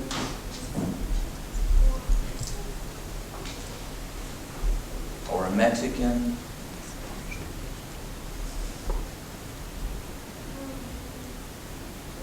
or some other race that you find beneath you, to see what it is to look and breathe and feel through their mind what it is like to be shocked. It's a phenomenon. And to care enough to see outside your own references, outside your experiences, to take that in, you got to go past your pride. That's not an easy thing.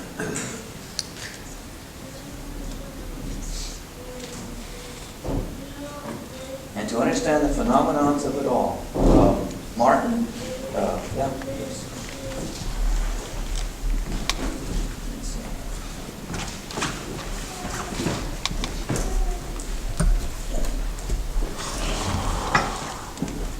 But to understand the phenomena of mind, it's a mechanism, it's a living mechanism. Do you hear me? Can you really hear me? Can you really see where I'm coming from? And can I really see you for who you are? Can I really hear your words?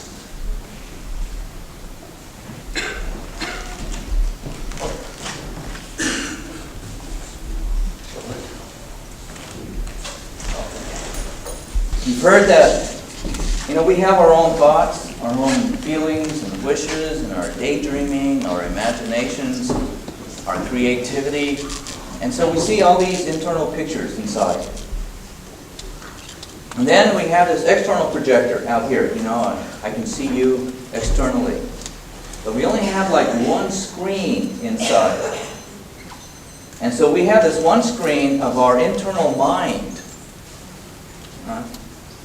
with our thoughts and our feelings and our ideas. Well, I'm looking at you. So it's like one projector of my own imagination inside, thinking, God, I forgot this, I have to go to the store, and what color was it that you wanted me to get? And you're talking to me.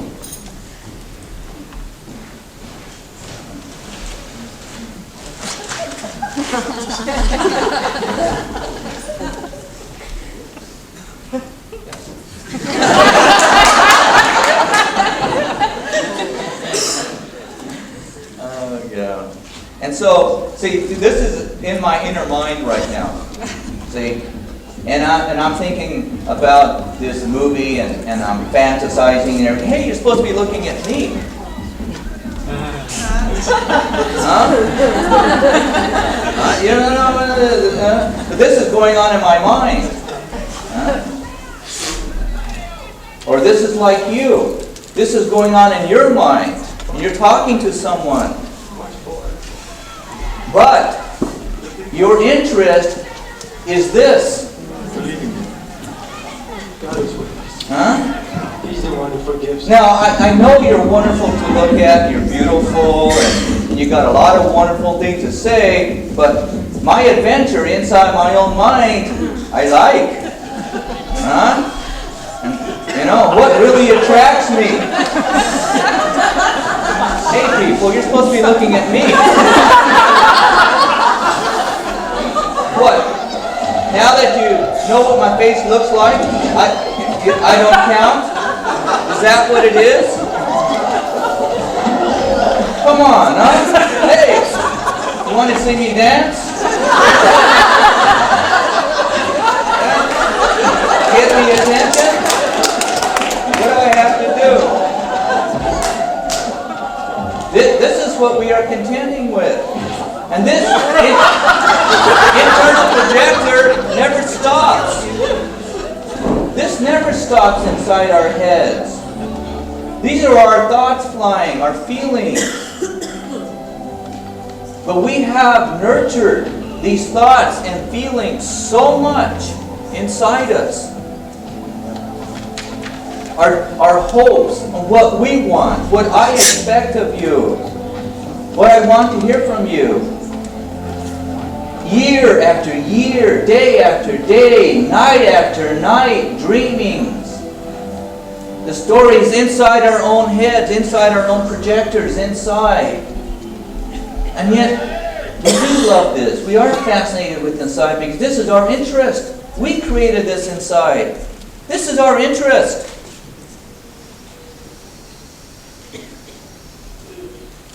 So who is listening?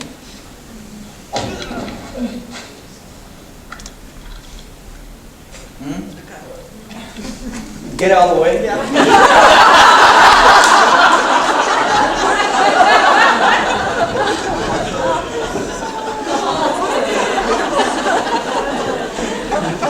What did you say?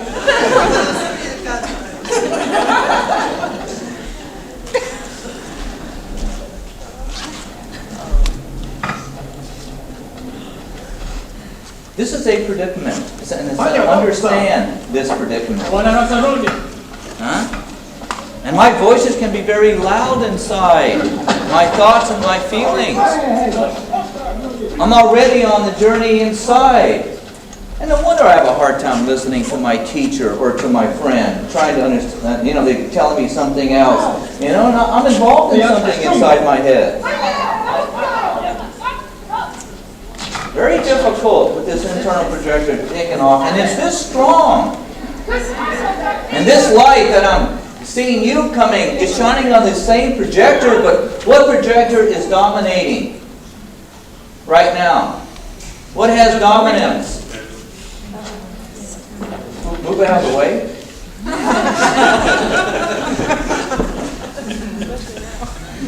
Something caught your eye a little bit more?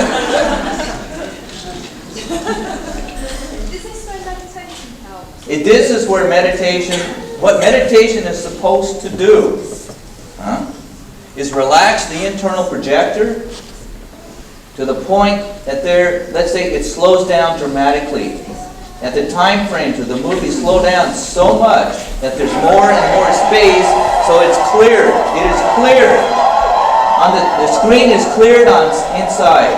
So in essence, I can still see, but I'm not really flashing something externally onto the internal projector. And the internal projector, which are the thoughts, the feelings, the imaginations, the emotions, and all that, are not shining on this to the point that I get lost. I'm in it.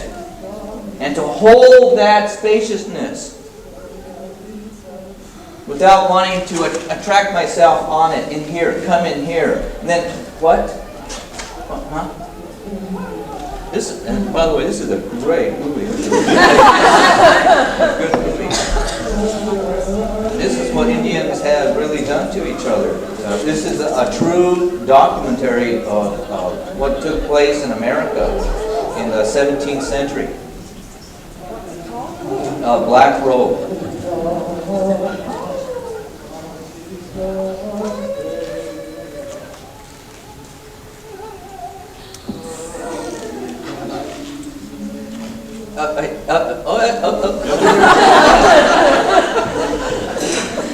Did we lose concentration or what? Over here. Huh? Yeah. I'm the one speaking. Over here. Look over here. Very difficult. Eyes over here, Margaret. Little peek, huh? Yeah. Huh? Where's our fancy?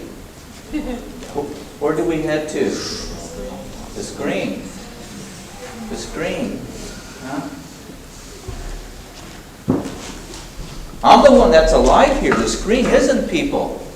It's not alive. This is what's alive, but where do we point our fancy to? The screen. The internal projector. Huh? That thought. The human being is in front of you. This is not a human being. It's a movie.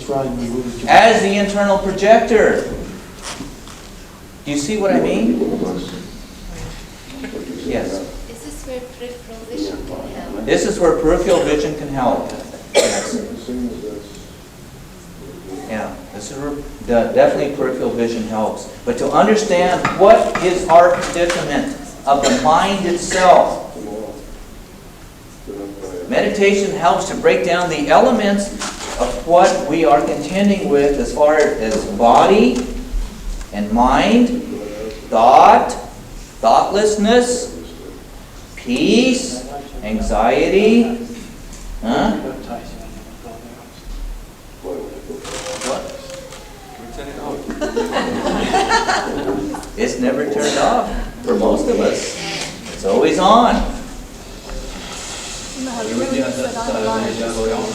Right. It's part of the predicament that we don't know we're alive, that we do this. Yes. The question is, when I said, I am alive, this is not alive.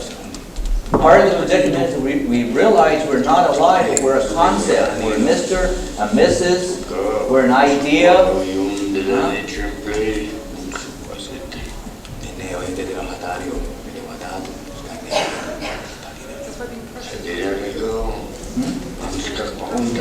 That's why personal, being very personal cuts right through. We can do this with the business, we can do this with the, yeah, that's the problem. Yes. We got our mind, our hearing, yeah, and we get used to this. We get very used to this, huh? Pretty soon, hey, what are you talking about? What screen? What are you talking about?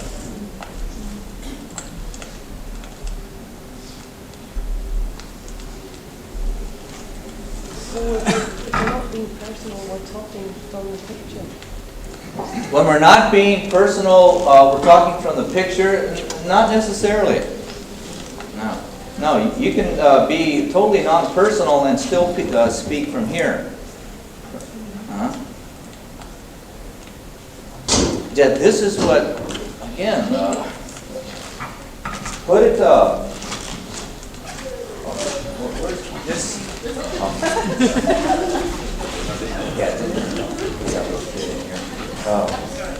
Can you open up the curtain, please?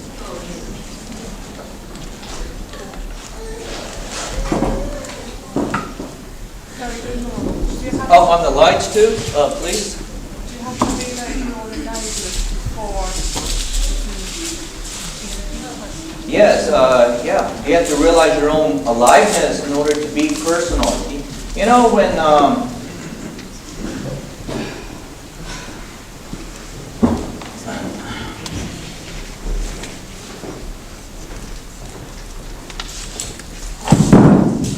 take that point in time when we are very, very hard. We have become a very hard. A hard person, so to speak. And we don't bend. We're not going to bend. When we become a little rigid, a little stiff, how does it affect our lives? And then something happens. The heart opens up. Somebody brings you a present. There's a forgiveness involved. A tear spurts out. It changes the whole course of thinking.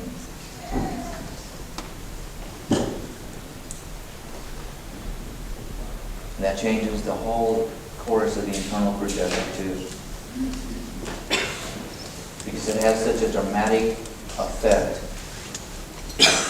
You can equate this to a country having compassion on another country. Look what happened with Germany. What did England and France do with Germany after World War I? They punished them. Punished them. They literally punished them. And with no guilt whatsoever. And in World War II, they would have punished them even more severely. But it was the United States who forgave them, as they did Japan. Gave them back their country and their dignity as much as possible.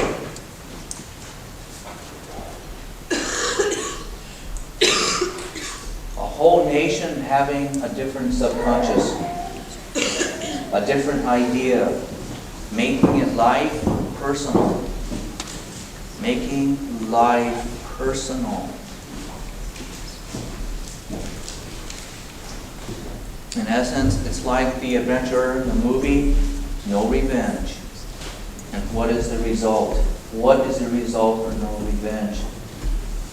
It gave this whole world a new way to treat your enemy. A totally new idea and a way to treat your enemy. It's what Cromwell did back in the 16th century. He gave the people of England a whole different way to look at government. There's another way. And it can be done. And our mind as people, it is very much like a nation. It's huge. All kinds of various personalities inside. Just that we get so used to a certain way to think, caught up in this. And it takes a tremendous effort. It takes a brave heart to go against the whole crowd, all the personalities, to change it. to give it ourselves a totally new direction.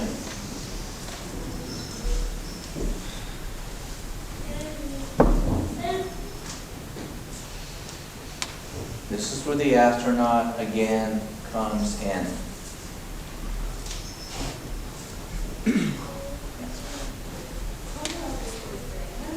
Pardon?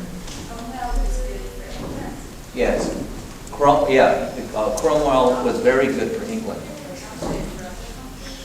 No, he didn't like Ireland at all. They were Catholic heathens. He didn't like Rome, in essence.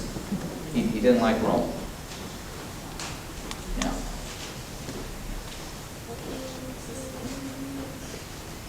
I felt in the movie, yesterday's movie, that right at the end, when he sent the husband upstairs, and he said, she'll tell you all about it. That it was like opening a door for her to actually come out of the dream, to walk it out. This is what she'd done, and Yeah. she could speak about it. Yeah.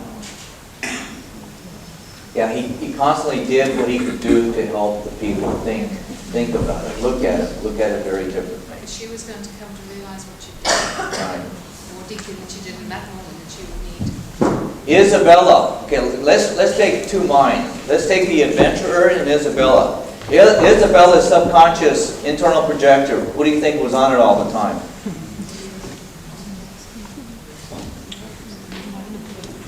And his internal screen, what do you think was on it? It makes a difference. Yes, quieter, more space, more allowing. No hard pictures like this was. People,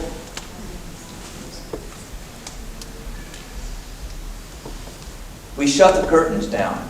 Look what we did. We cut off the light. We shut the light down. What happens to the internal projector? It's stronger. Can you turn the projector on again, Martin, please? Just turn it on. Yeah. On the curtain. With more light, it's not as dominant, is it? It starts to take a back seat. You're letting in more light. You're looking. You know what veils do? You know what veils really are? Close the curtains. Less light. So what's going to dominate? The internal projector. Huh? To really see your external environment, you pay a price. And that is your pictures, your own ideas, what you want, your own expectations. That's what hurts. Look at Isabella.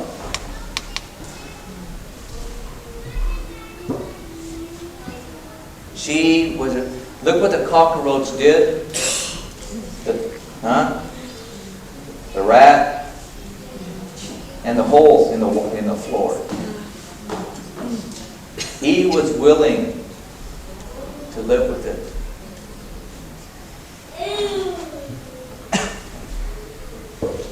Is the screen where we play out our reward games and systems? Yeah.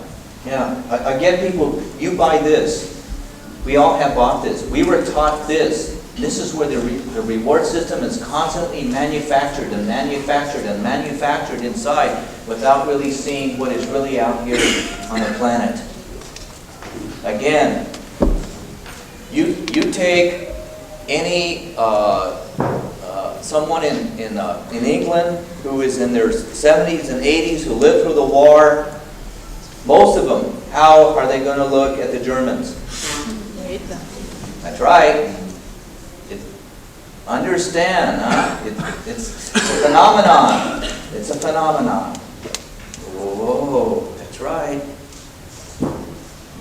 They get closer to a German. If they really have been hurt, what happens? Shut the curtains. They can't see who's standing in front of them. Neuroses has no respect for time. It's 1944. The screen is alive, well, and kicking. Huh? And if that is true, can we really see ourselves?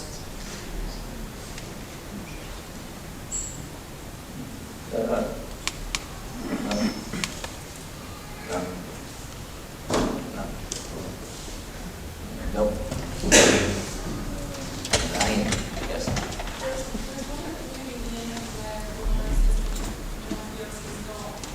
Can you speak louder? There's one at the end of the movie where Bill Murray says, my fiance's gone and effectively you maybe take the first drink to this fella. Can you speak louder? Much louder? Yeah, there's at the very end of the movie, when he's saying, you maybe, what did you do to get him to take the first drink? And he said, my fiance's gone. And she says, but you took my fiance away from me years and years ago. Yes. Right. And she's very conscious of what she's done. Does he bring her awareness? Is her awareness in her, or does his confrontation of her bring it to her awareness? His confrontation of her brings it to her awareness, and all that lies in the subconscious. In essence, she went for revenge. People don't have consciousness, do revenge, period. You're caught, you're trapped. That's the teaching. Those are the teachings. You're trapped. You can do nothing else but do a revenge number in whatever subtle way is possible. You will wait for years and years to complete that process.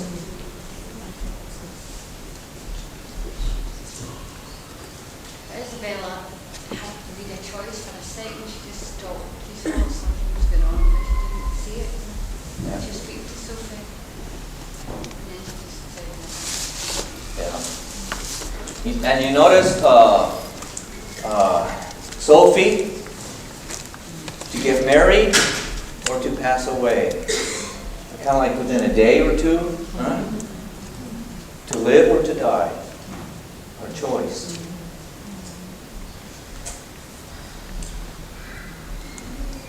Also.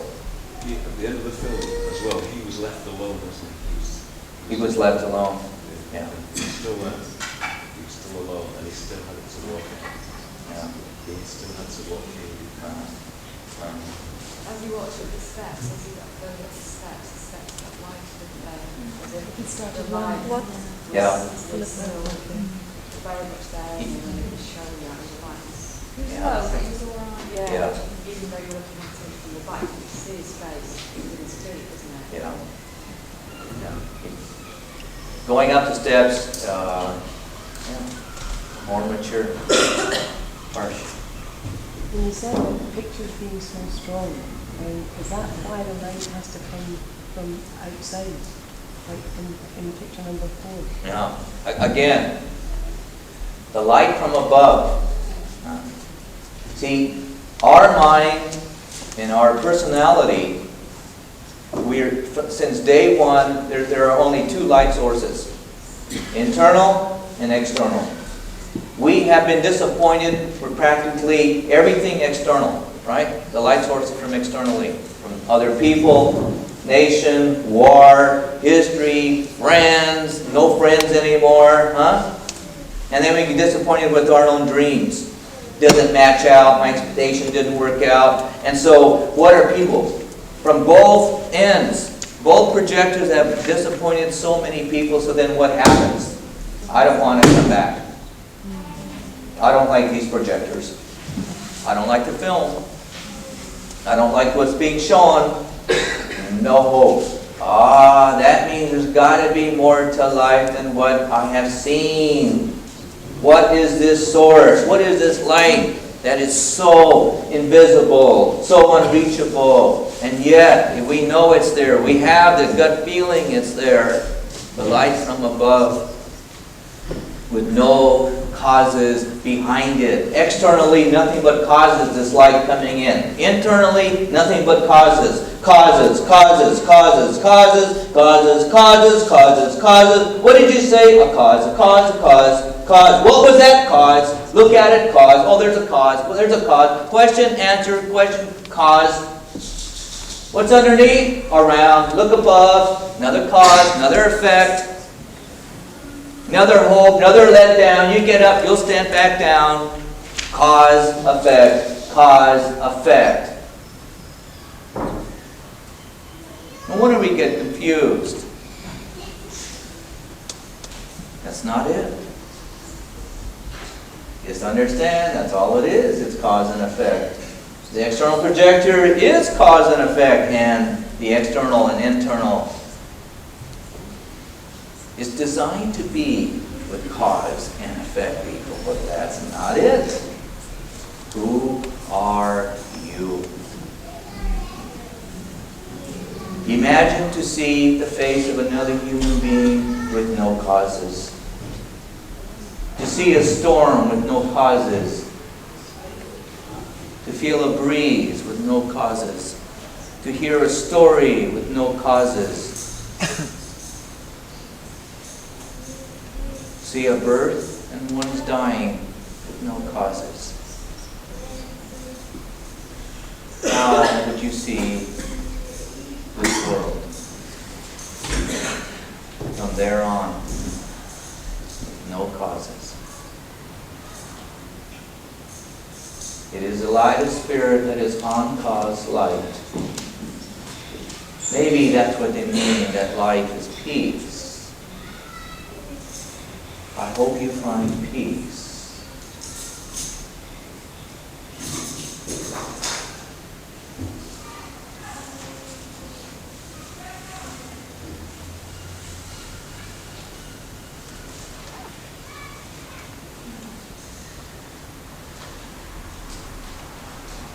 You get hit on top of the head by an apple leaving the tree.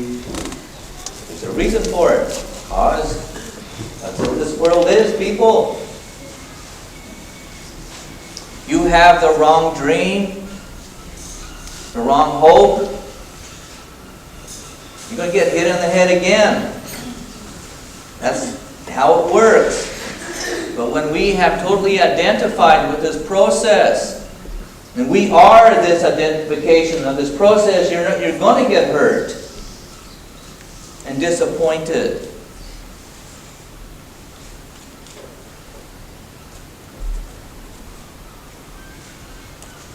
Is peace a reward? Is peace a reward? No.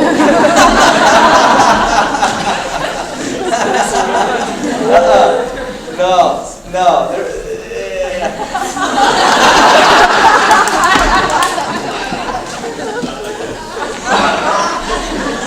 Yes.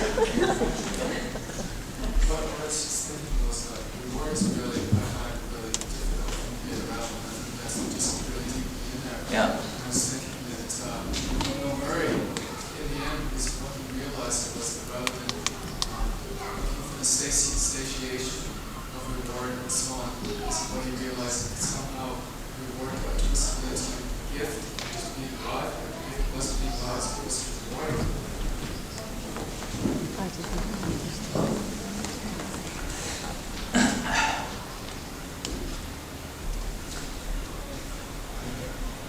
We are very fragile human beings.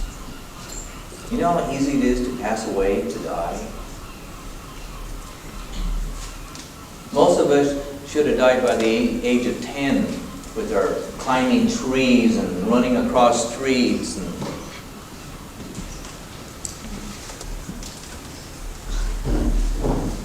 life, it's a beautiful gift.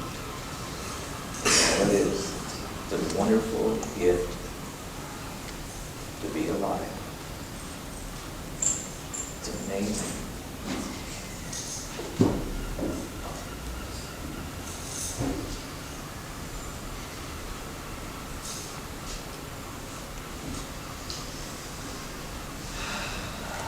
Yes. The butler in the film was. Could you say something about him? Because he was always there, watching, being steady. The butler was very appropriate, huh? The butler had very good ears. You know, it's like if we could all learn to actually go to be a butler or a maid, huh? You would develop good hearing.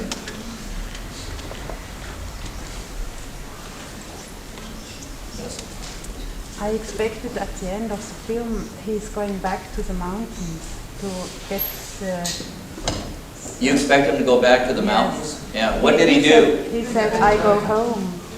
He went back to America Yeah. to get into it, yeah. Does he know the life as a teacher? Pardon? Does he know the life itself as a teacher? Yes. He, does he know that life itself is his best teacher? Yes. Could have had a very easy life. He could have had a very easy life. Yeah. You know, with the birth of Isabella. Yeah. The ring. Could have gone into all that. He could have had a very easy life marrying Isabella. No. No, people. Wait a minute here. Wait a minute here. Wait a minute here.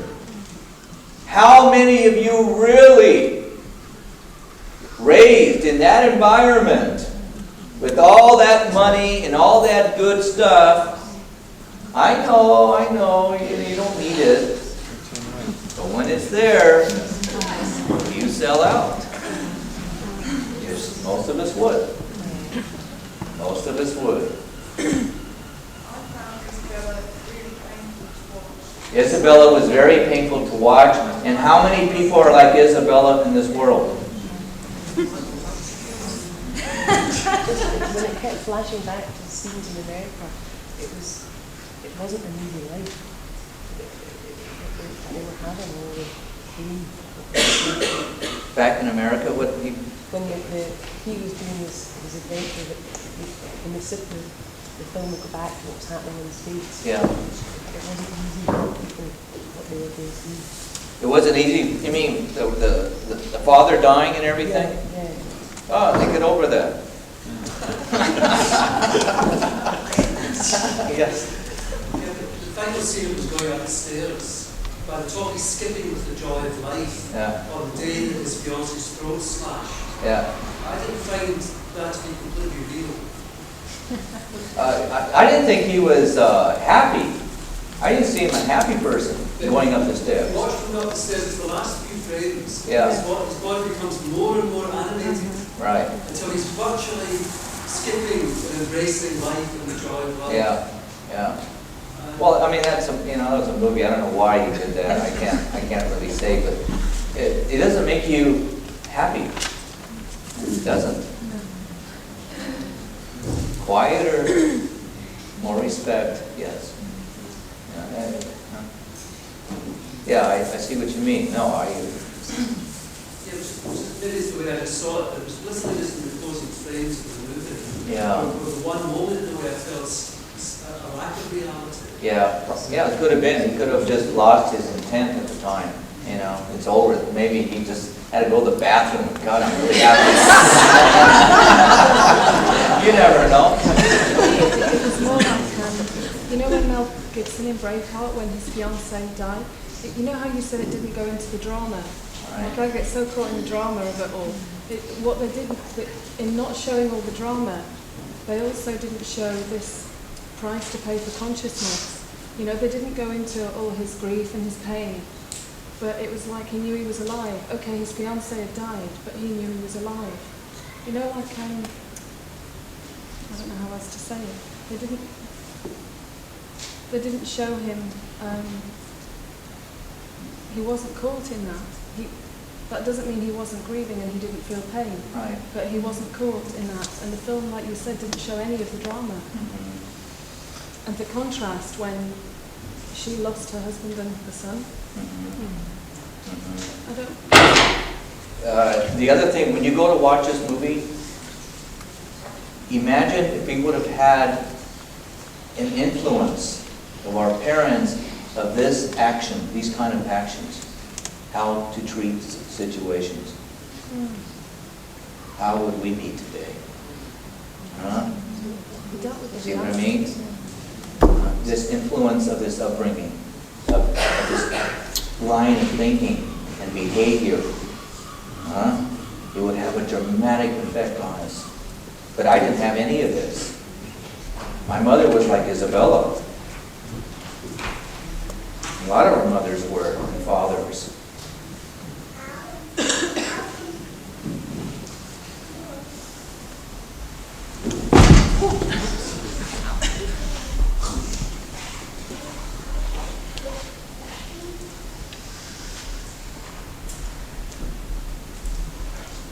Contemplate the screen.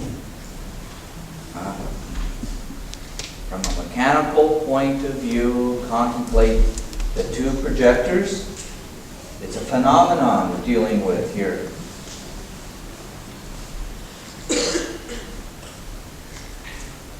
I get a sense that as a baby, as when you're born, and you get this picture of life coming in, but it's not what life is. Imagine what the infants, take it back to what a newborn, and put the projector on a newborn. What are the pictures going to be somewhat like? The external projector is going to be very, very powerful and is going to do a laser beam intersection on this screen. And then in time they start to develop their screen internally. And then one starts to develop and dominate. Okay, so take it all the way back and bring it to your present age. And go back and do it again. And the effects it has on the screen. And then it's up to you to determine what projector dominates. And what percent of your day. Okay? Assess yourself. Assess the situation. And then picture number 4. With no cause. A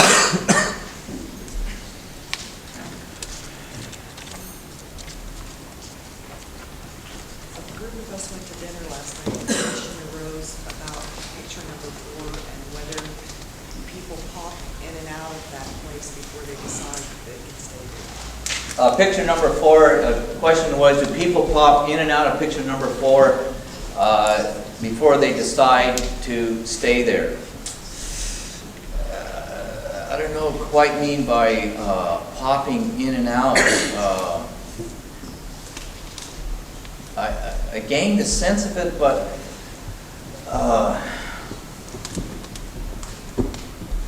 let's say elements of it. You get elements of it. You get little streams of it, yes, but not the whole and not the complete. Little streams of it, yes, but not the whole river. Right? It is like when a lightning comes down, it kind of breaks off to a root that is much smaller. So we get smaller roots of it. And this we do. And we all start to get a little bit more, and pretty soon we start to, with the root of the lightning bolt, it gets a little bit bigger, healthier, fatter, wider. You can handle more. Yeah, that, yes.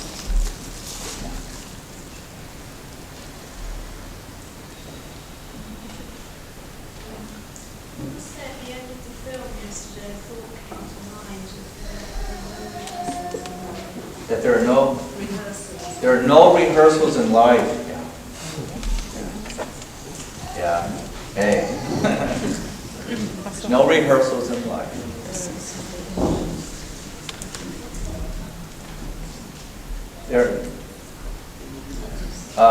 You can't practice life. Yeah. You can't practice.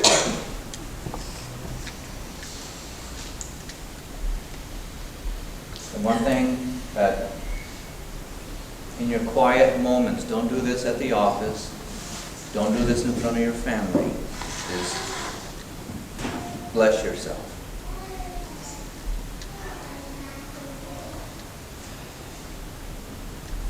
Bring your left hand to your belly.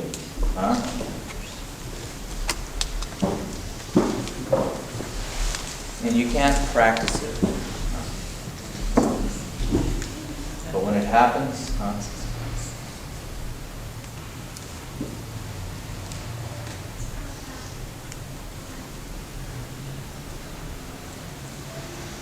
your quietness, whether you speak it out loud, verbally, or quietly inside. Bless your life. Bless your heart. And bless your mind.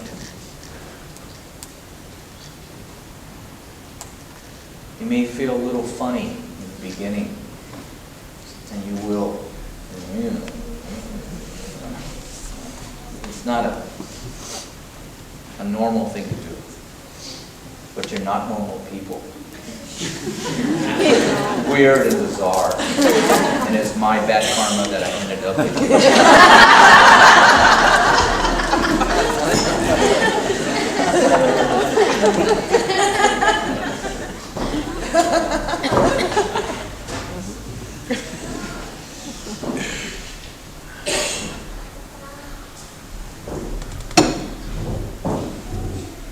And I thank you very much. I know I kept you here a little bit longer this afternoon, and we're hungry and tired.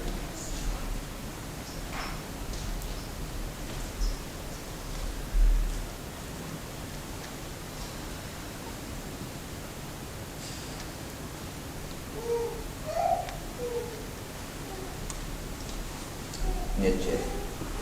Ye ne a ye ni yo.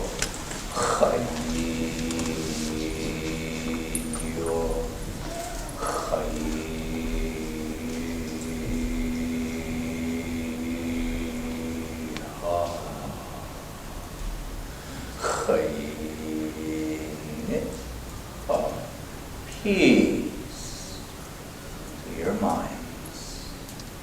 Peace to your heart. Peace to your life.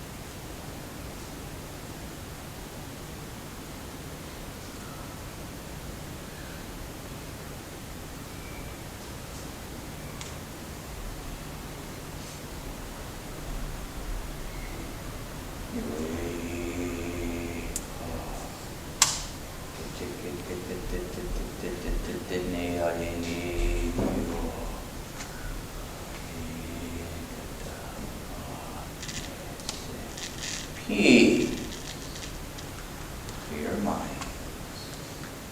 Peace to your heart. Peace to your life.